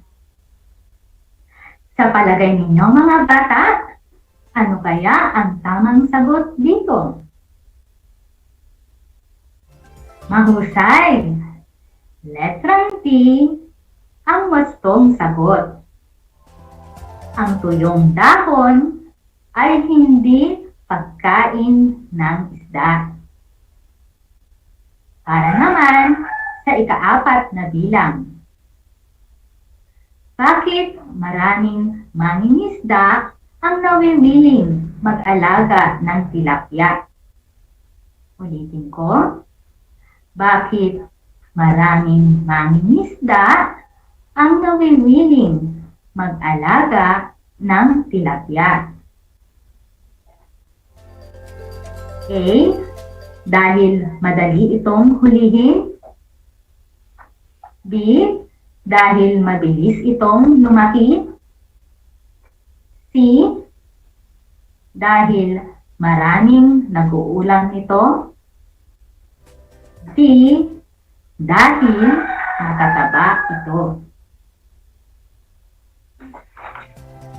Kung ang sagot ninyo ay letrang D, magaling. Maraming mangingisda ang nawiwili na mag-alaga ng tilapia dahil mabilis itong lumaki. At ang panghuling bilang, ang sumusunod ay mga mabuting maidudulot ng pag-aalaga ng isda sa isang mag-anak. Maliban sa isa. Ano ito? Ulitin ko. Ang sumusunod ay mga mabuting maidudulot ng pag-aalaga ng isda sa isang mag-anak maliban sa isa. Ano ito? A. Natutugunan ang pangangailangan ng mag-anak. B. Napagkukunan ng regular na kita ng mag-anak. C. Nakapagbibigay ng karagdagang pagkain sa pagkainan. D. Nagiging sagabal sa pag-unlad ng mag-anak. Kung ang sagot ninyo ay letrang D, tama na naman ang inyong sagot. Hindi nagiging sagabal ang pag-aalaga ng isda sa pag-unlad ng mag-anak, bagkus ito ay nakatutulong sa pag-unlad ng kabuhayan ng isang mag-anak. Oras na para bilangin ang inyong score, mga bata. Sa inyong pagbibilang, sana ay isabuhay ang academic honesty. Ilang puntos ang inyong nakuha? Maaari ninyong i-type sa chat box, mga bata. Magaling! Halos kayo ay nakakuha ng matataas na score. Masaya ako dahil naintindihan ninyo ang ating aralin.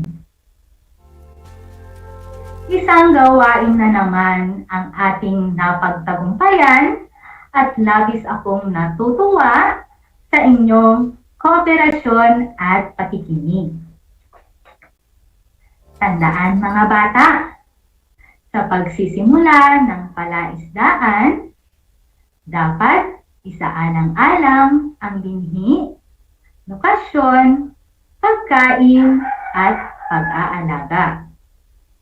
Mahalaga rin ang pagiging masikap, matiyaga, at mapagtiis sa pag-aalaga ng isda.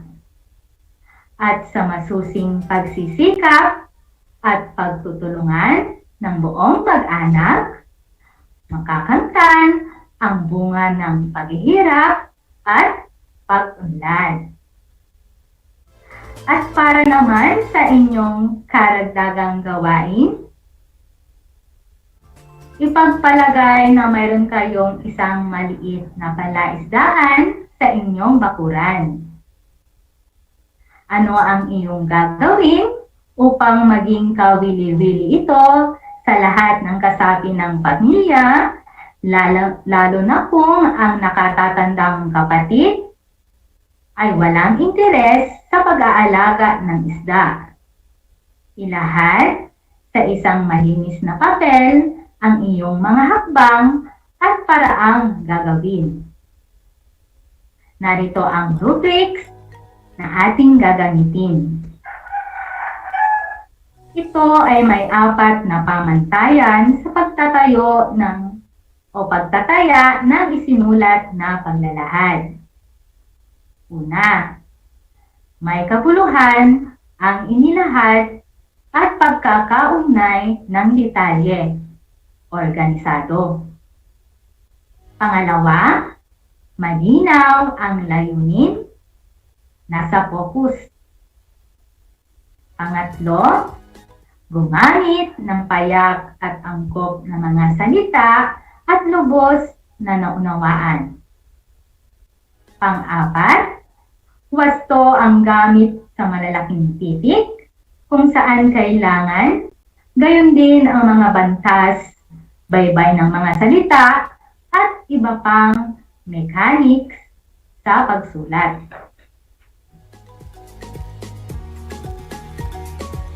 Ang pinakamataas na puntos na maaring makuha sa bawat pamantayan ay 5 at ang pinakamababa naman ay 1.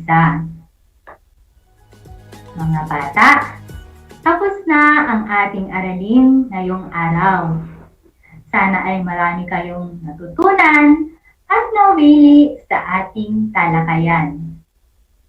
Laging tandaan, isa sa mga tungkuling dapat gampanan ng isang batang kagaya mo ay ang paggawa ng mga bagay-bagay na kapaki-pakinabang gaya ng pag-aalaga ng isda upang malinang ang kaalaman at kasanayan na makatutulong sa pag-unlad sa sarili at kabuhayan ng pamilya. Ako ay tunay na nagkagalak dahil sa kabila ng pandemya na ating kinakaharap, handa kayong yakapin ang mga kasanayan at kaalaman sa edukasyon, pantahanan at pangkabuhayan, agrikultura sa ika-5 taitang. Bago tayo tuluyang magpaalam sa ating aralin, ay ating munang bigyang daan ang mga katanungan na aking nababasa sa chat box. Itong tanong na ito ay galing kay Johan Matthew. Ang sabi niya, Teacher, makakaya kaya naming mag-alaga ng isda? Alam mo, Johan, kayang-kaya mong mag-alaga ng isda? Kagaya ng sinabi ko kanina, napakadali lamang ito, lalo na kung bibigyang pansin mo ang mga dapat isaalang-alang sa pagsasagawa o pagsisimula ng palaisdaan. Kasama ng iyong pamilya, tiyak na mapagtatagumpayan ninyo ang gawain ito at mag-e-enjoy pa kayo. Isa pang katanungan, ito ay mula kay Johan. Ang tanong niya, Teacher, anong isda ang karaniwang malawakang inaalagaan sa ating bansa? Johan, napakaganda ng iyong katanungan. Ang isdang karaniwang malakang inaalagaan sa bansa ay bangus at tilapia. Hayan mga bata, sana ay nasagot ko ng maayos ang inyong mga tanong. Sa ngalan ng Project Shine, Aral TarlakHenyo, sa Radyo Pilipino ng DEPED Tarlac Province, maraming salamat po. Muli, ako ang inyong teacher broadcaster, Melanie Ardumlao, mula sa Bayan ng Ungkada, na nagsasabing, easy, doable, enjoyable now in EPP TLE, kaalaman, kabuhayan, kinabukasan, sa EPP matatagpuan. Magandang araw, hanggang sa muli, paalam!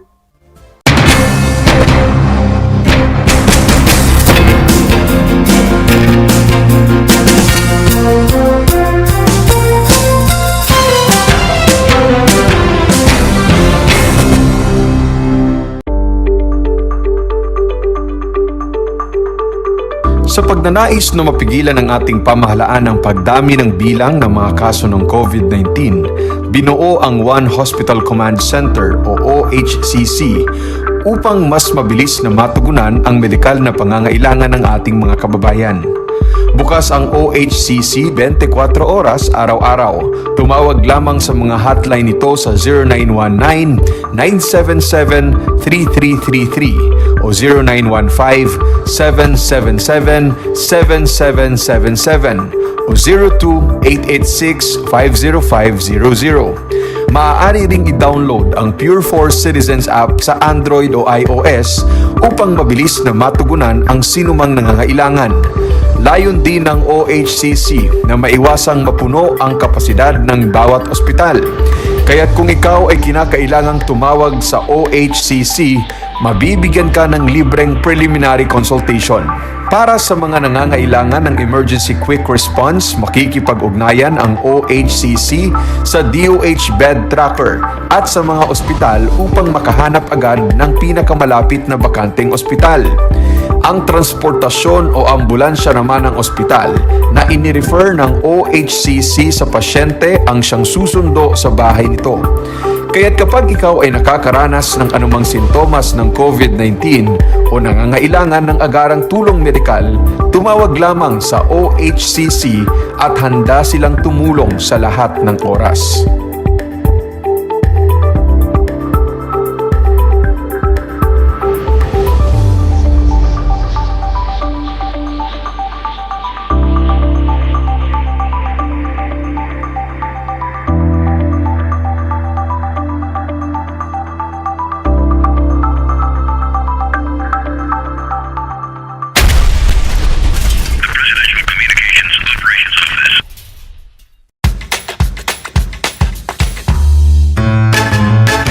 Alam niyo ba na ang salitang yoyo at ang makabagong bersyon nito ay naimbento ng isang Pilipinong nagngangalang Pedro Flores? Taong 1920s nang dinala ni Flores ang laruang ito sa Estados Unidos. Sinimulan niya ang paggawa nito sa kanyang maliit na pabrika sa California at ipinakita sa mga tao ang iba't ibang tricks ng paggamit nito. Alam mo na, yan ang yoyo! How are you today? Hello, everyone. Hello, learners of Tarlac. Good morning, Mas Talino Grade 4 learners! Welcome to Aral TarlakHenyo Here on RTV Tarlac Channel 26. Simulcast over DCTC. Radyo Pilipino Tarlac. I'm Sir Glenn, your teacher broadcaster. Broadcasting live here at Paniki Tarlac. Remotely here in Concepcion, Tarlac. Live here at Barangay Pedro Elquines, Mayantok, Tarlac. Broadcasting live from Ramos National High School. Your anchor teacher today for grade 9 mathematics. your partner in education this time of pandemic.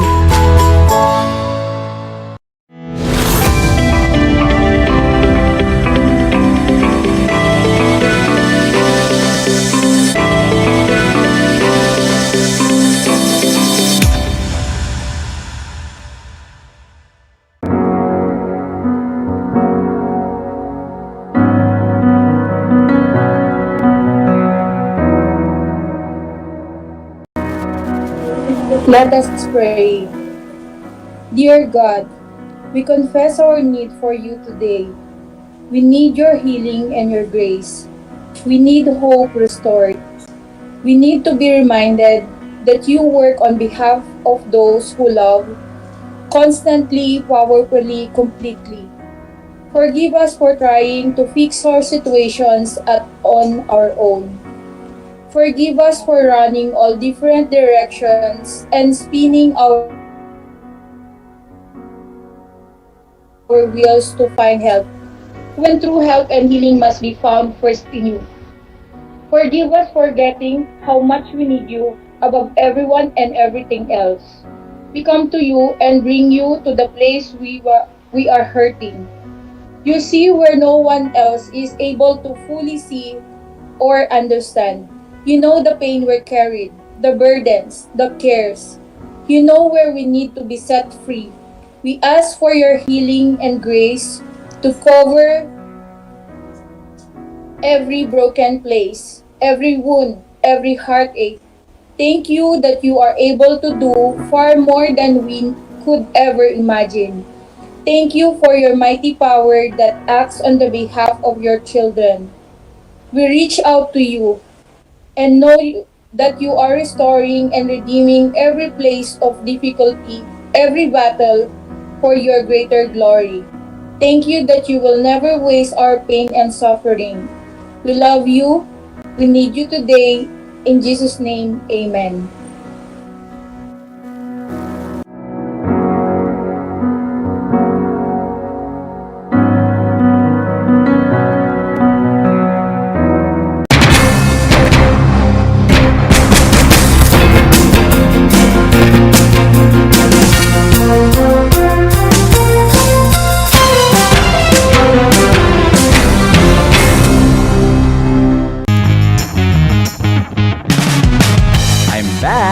This is Sir Z, your teacher broadcaster. Magandang araw mga kapantas!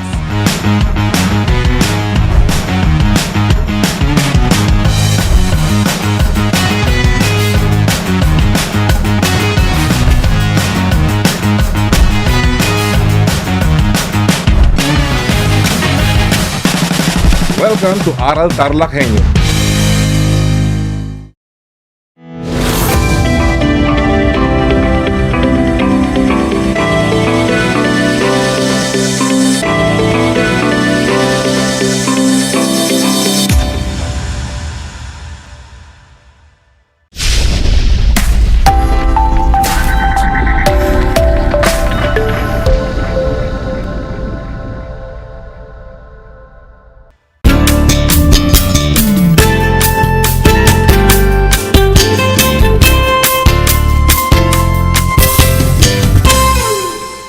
Magandang buhay mga batang Tarlakhenyo.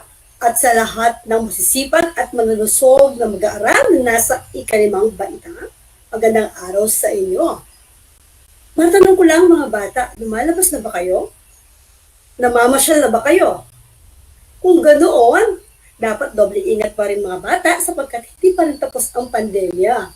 Mas mainam mga bata na kayo ay tumutok sa Aral TarlakHenyo na hatid sa atin ng RTV Tarlac Channel 26 at tayo ay sabayang naririnig sa DZTC 828 Radyo Pilipino Tarlac.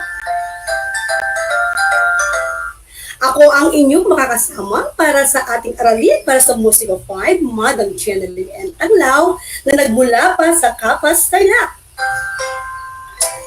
Kaway-kaway lahat dyan sa mga batang Kapasenyo. Magandang araw mga bata! At syempre, bago tayo tumungo sa ating aralin mga bata, ihanda muna ninyo ang inyong mga learning activity sheets at mga panulat or ballpen. Paalala lang mga bata, maaari kayong sumagot sa ating aralin sa pamamagitan ng pag-type ninyo sa ating chat box. Subalit, paalala lang ang isa-chat lang ninyo mga bata ay yung may kaugnayan sa ating aralin.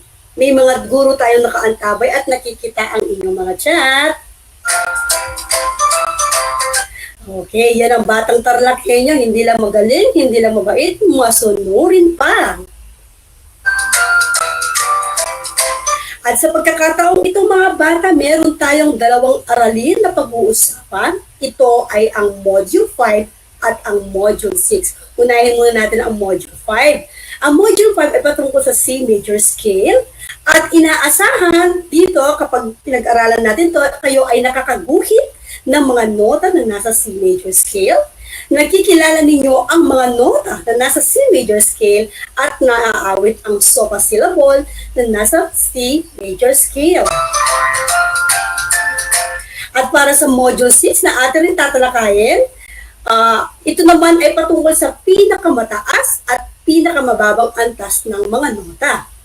Dito naman mga bata, kayo ay inaasahan na susuri ang pinakamataas at pinakamababang antas ng nota ng musika na nagpapahiwatig ng wide o narrow range.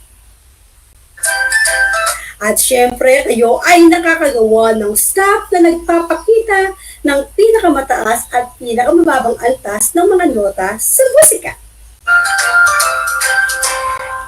At syempre, unahin natin ang C major scale na nasa Module 5. Ano ang inyong nakikita sa inyong screen mga bata? Familiar ba kayo sa mga ito? Magaling! Tama! Yan ay ang larawan ng instrumentong keyboard. At yung nasa ibaba naman mga bata ay ang larawan ng sopa syllaba na nasa C major scale. Ngayon, ang gagawin natin mga bata, suriin ninyo ang bawat nota, suriin ninyo ang bawat pitch name ng C major scale. Kasi mamaya, meron akong katanungan patungkol sa inyong nakikitang larawan. Alright. Okay. Unang katanungan, ilang nota meron ang C major scale? Ilang nota meron ang C major scale? Sagot na mga bata! At kung ang kasagutan ninyo ay 8, tama. Meron tayong 8 nota na sa C major scale. Ano-ano ang mga nota na nasa C major scale? Ano-ano ang mga nota na nasa C major scale o ang kanilang mga pitch names? Ang sagot ba ninyo ay Do, Re, Mi, Fa, Sol, La, Si, Do? Yan ba ang kasagutan ninyo mga bata? Kung gano'n, palakpakan naman ninyo ang inyong sarili. Ito pa. Kung talagang naiintindihan ninyo yung larawan na aking ipinakita kanina, anong nota ang nasa third scale degree? Anong nota ang nasa third scale degree?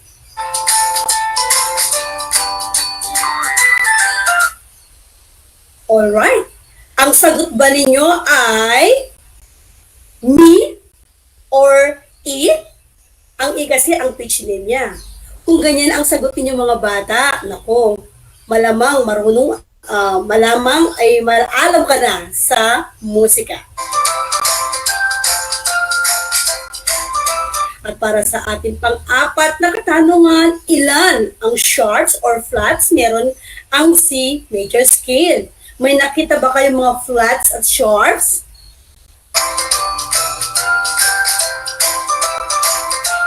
Kung ang sagot ninyo ay wala or wale, very good. Sapagkat ang C major scales ay napakasimple. Ito ang pinakasimpleng skala sa musika. And of course, ang ating pinakahuling katanungan, anong sofa syllable ang katumbas ng pitch name G sa C major scale? Okay. Ang sagot ba ninyo ay so?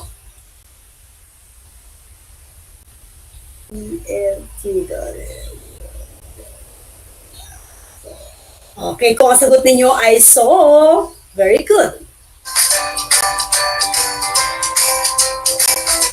Marahil, kung tatanong kayo, bakit si major scale? Ito kasi ang mga bata ang pinakasimple at ito ang magiging daan para mas makilala ninyo ang mga ibang skala. Ang C major scale ay isang scale na walang sharp at walang flat. Simple lang siya. Ito ay binubuo ng 8 nota na nakaayos ayon sa pagkakasunod-sunod.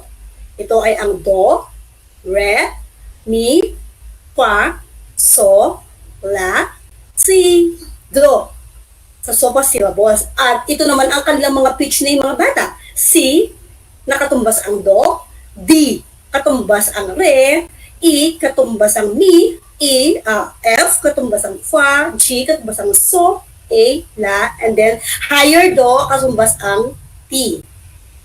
Okay, ang unang notang do, kung mapapansin ninyo, ang unang notang do ay palagi inuulit sa dulo ng scale. Kaya meron tayong tinatawag na lower do, meron din tayong tinatawag na higher do. Mamaya, pakikinggan natin ang tunog ng lower do at pakikinggan natin ang tunog ng higher do.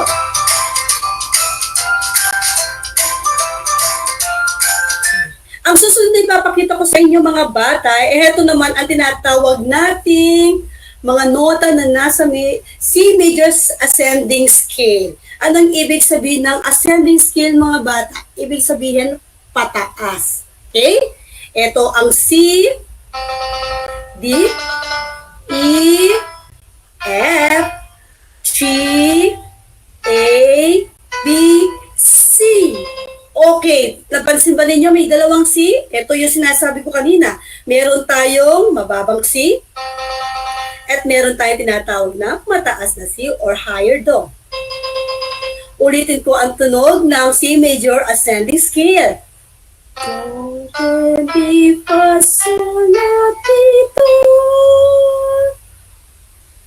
Dali, di ba? Ngayon naman, tingnan naman natin ang C major descending scale. Pababa naman ito, anak. So, magsisimula tayo kay B, A, G, F, E, D, C. Okay. Sa T,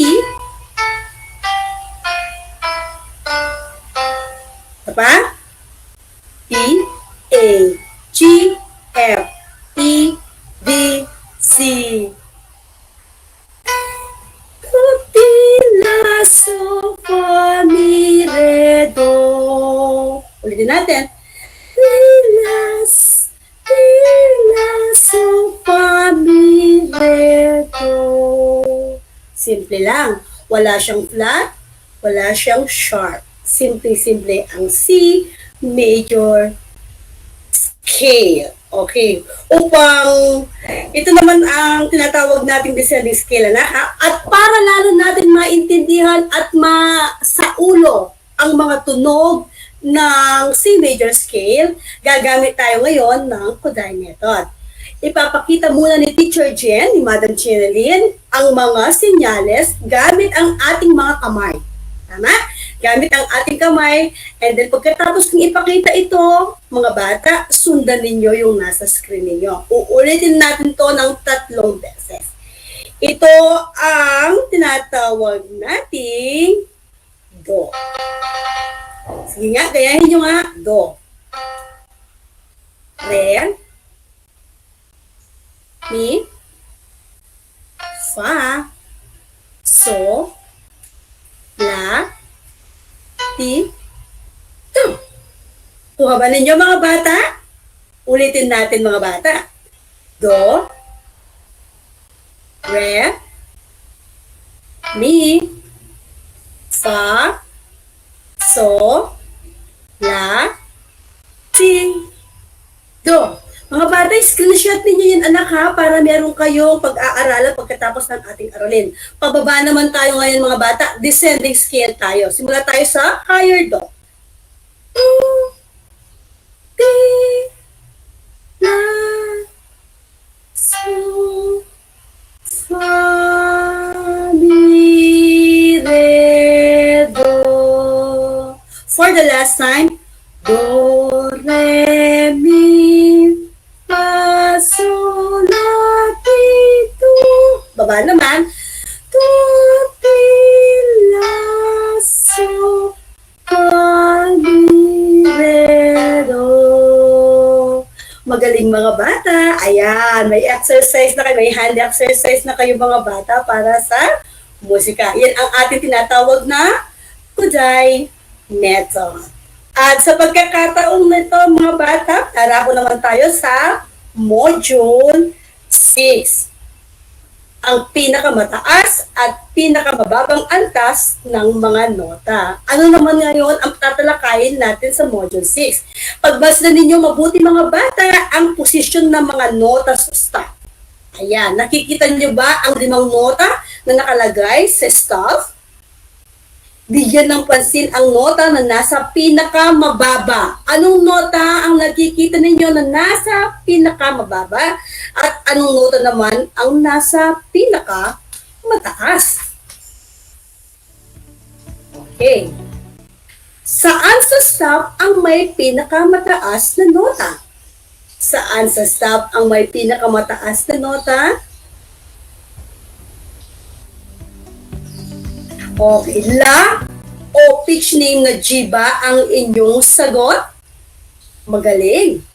Yan, ang la o G ang pinakamataas na nota sa ating staff. Pangalawang tanong, saan sa staff ang may pinakamababang nota? Ito ang may pinakamababang nota. Ay naku, obvious na obvious. Ang sagot ba ninyo ay do o C, pitch name na C? Okay, magaling. Kaya ko tinanong ang dalawang iyan anak, may kaugnayan sila. Isa pa sa mahalagang aspekto ng melody ay ang range ng mga nota sa isang awitin o musika. Ito ay madaling matutukoy sa pamamagitan ng pagkilala sa pinakamataas at pinakamababang nota ng isang awit. Kung ang distansya ng pinakamababa at pinakamataas na nota sa musika ay maikli lamang o hindi masyadong magkalayo ang kanilang distansya, ang musika ay sinasabing may narrow range. Paano yan, teacher? Tingnan natin ang ating susunod na awit na pag-aaralan. Pamilyar ba kayo sa Chuwaay? Okay, ang Chuwaay ay isang katutubong awit ng ating mga kapatid na Igorot.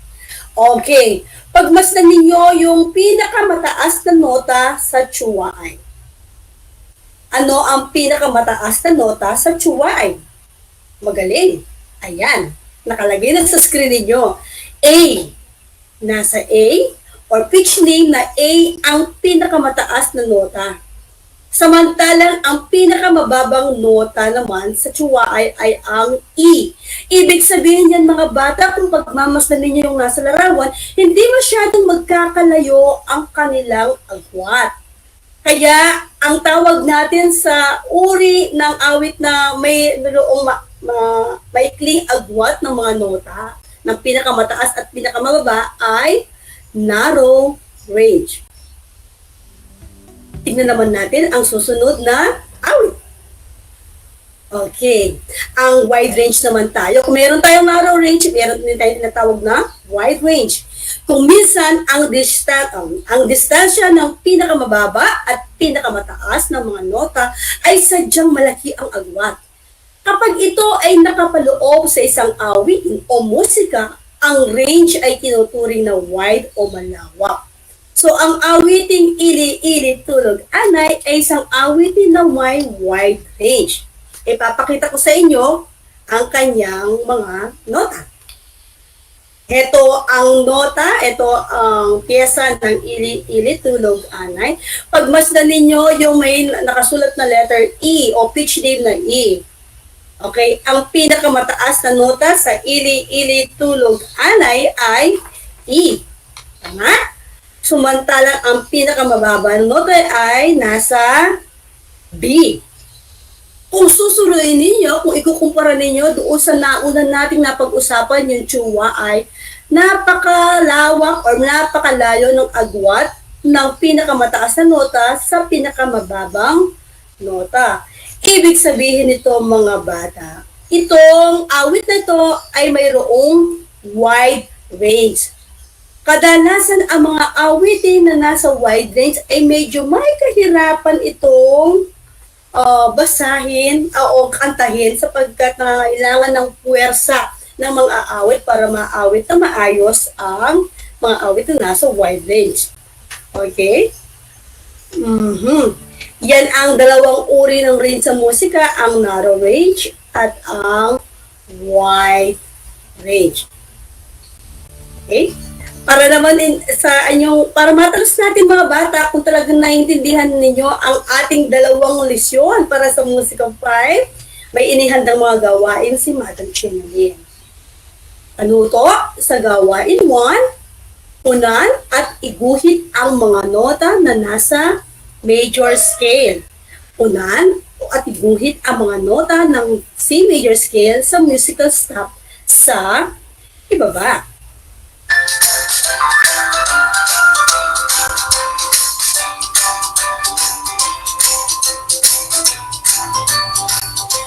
At habang hinihintay ko kayo, mag-isip at magsulat doon sa inyong mga learning activity sheets mga bata.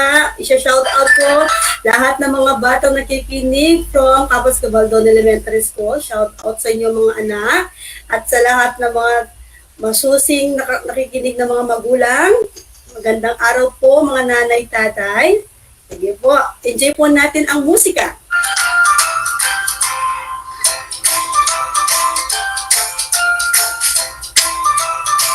Alright, sagutin na natin mga bata. Okay, ang gawain 1 ay sasagutin natin, subalit ang gawain 2, 3, at 4 ay sa bahay na lang ninyo o sa inyo na lang ninyo ito sasagutin. Ngunit i-discuss pa rin ni Madam Chen. Okay, kung ang sagot ninyo ay eto, ang do, re, mi, fa, so, la, si, do. Tignan nyo mabuti ang position mga bata. Ha? Yun ang position dapat ng mga nota para sa ating C major scale sa musical stops.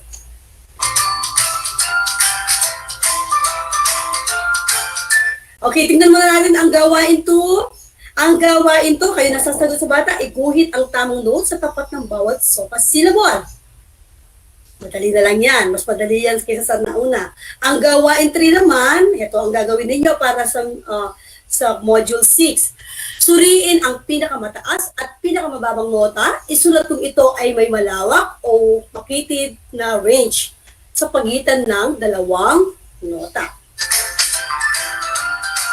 At syempre, ang ating panghuling gawain, suriin ang musical score na ito, kilalanin ang pinakamataas at pinakamababang nota.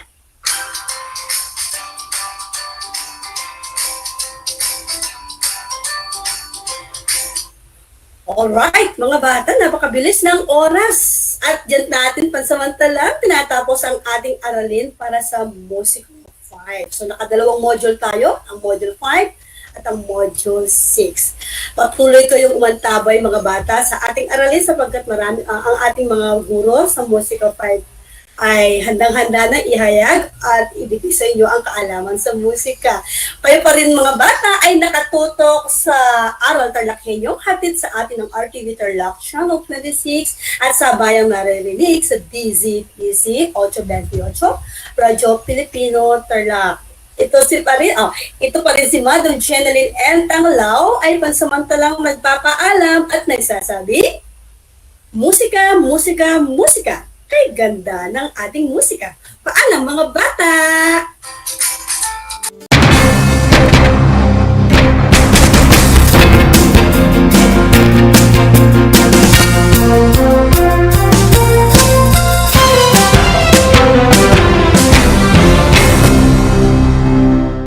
Kumusta mga giliw kong tagapakinig? Nagbabalik ang inyong paaralang panghimpapawid Aral TarlakHenyo sa RTV Tarlac, Channel 26 at sa bayang naririnig sa DZTC 828 Radyo Pilipino Tarlac. Tayo rin ay napapanood sa FB Live ng RTV Tarlac Channel 26. Sumasahimpapawid mula sa bayan ng Pura Tarlac, mula sa bayan ng San Clemente, Mula rito sa Puro Elementary School, Pura Tarlac. sa bayan ng Kapas Tarlac. Ako, ang inyong guro,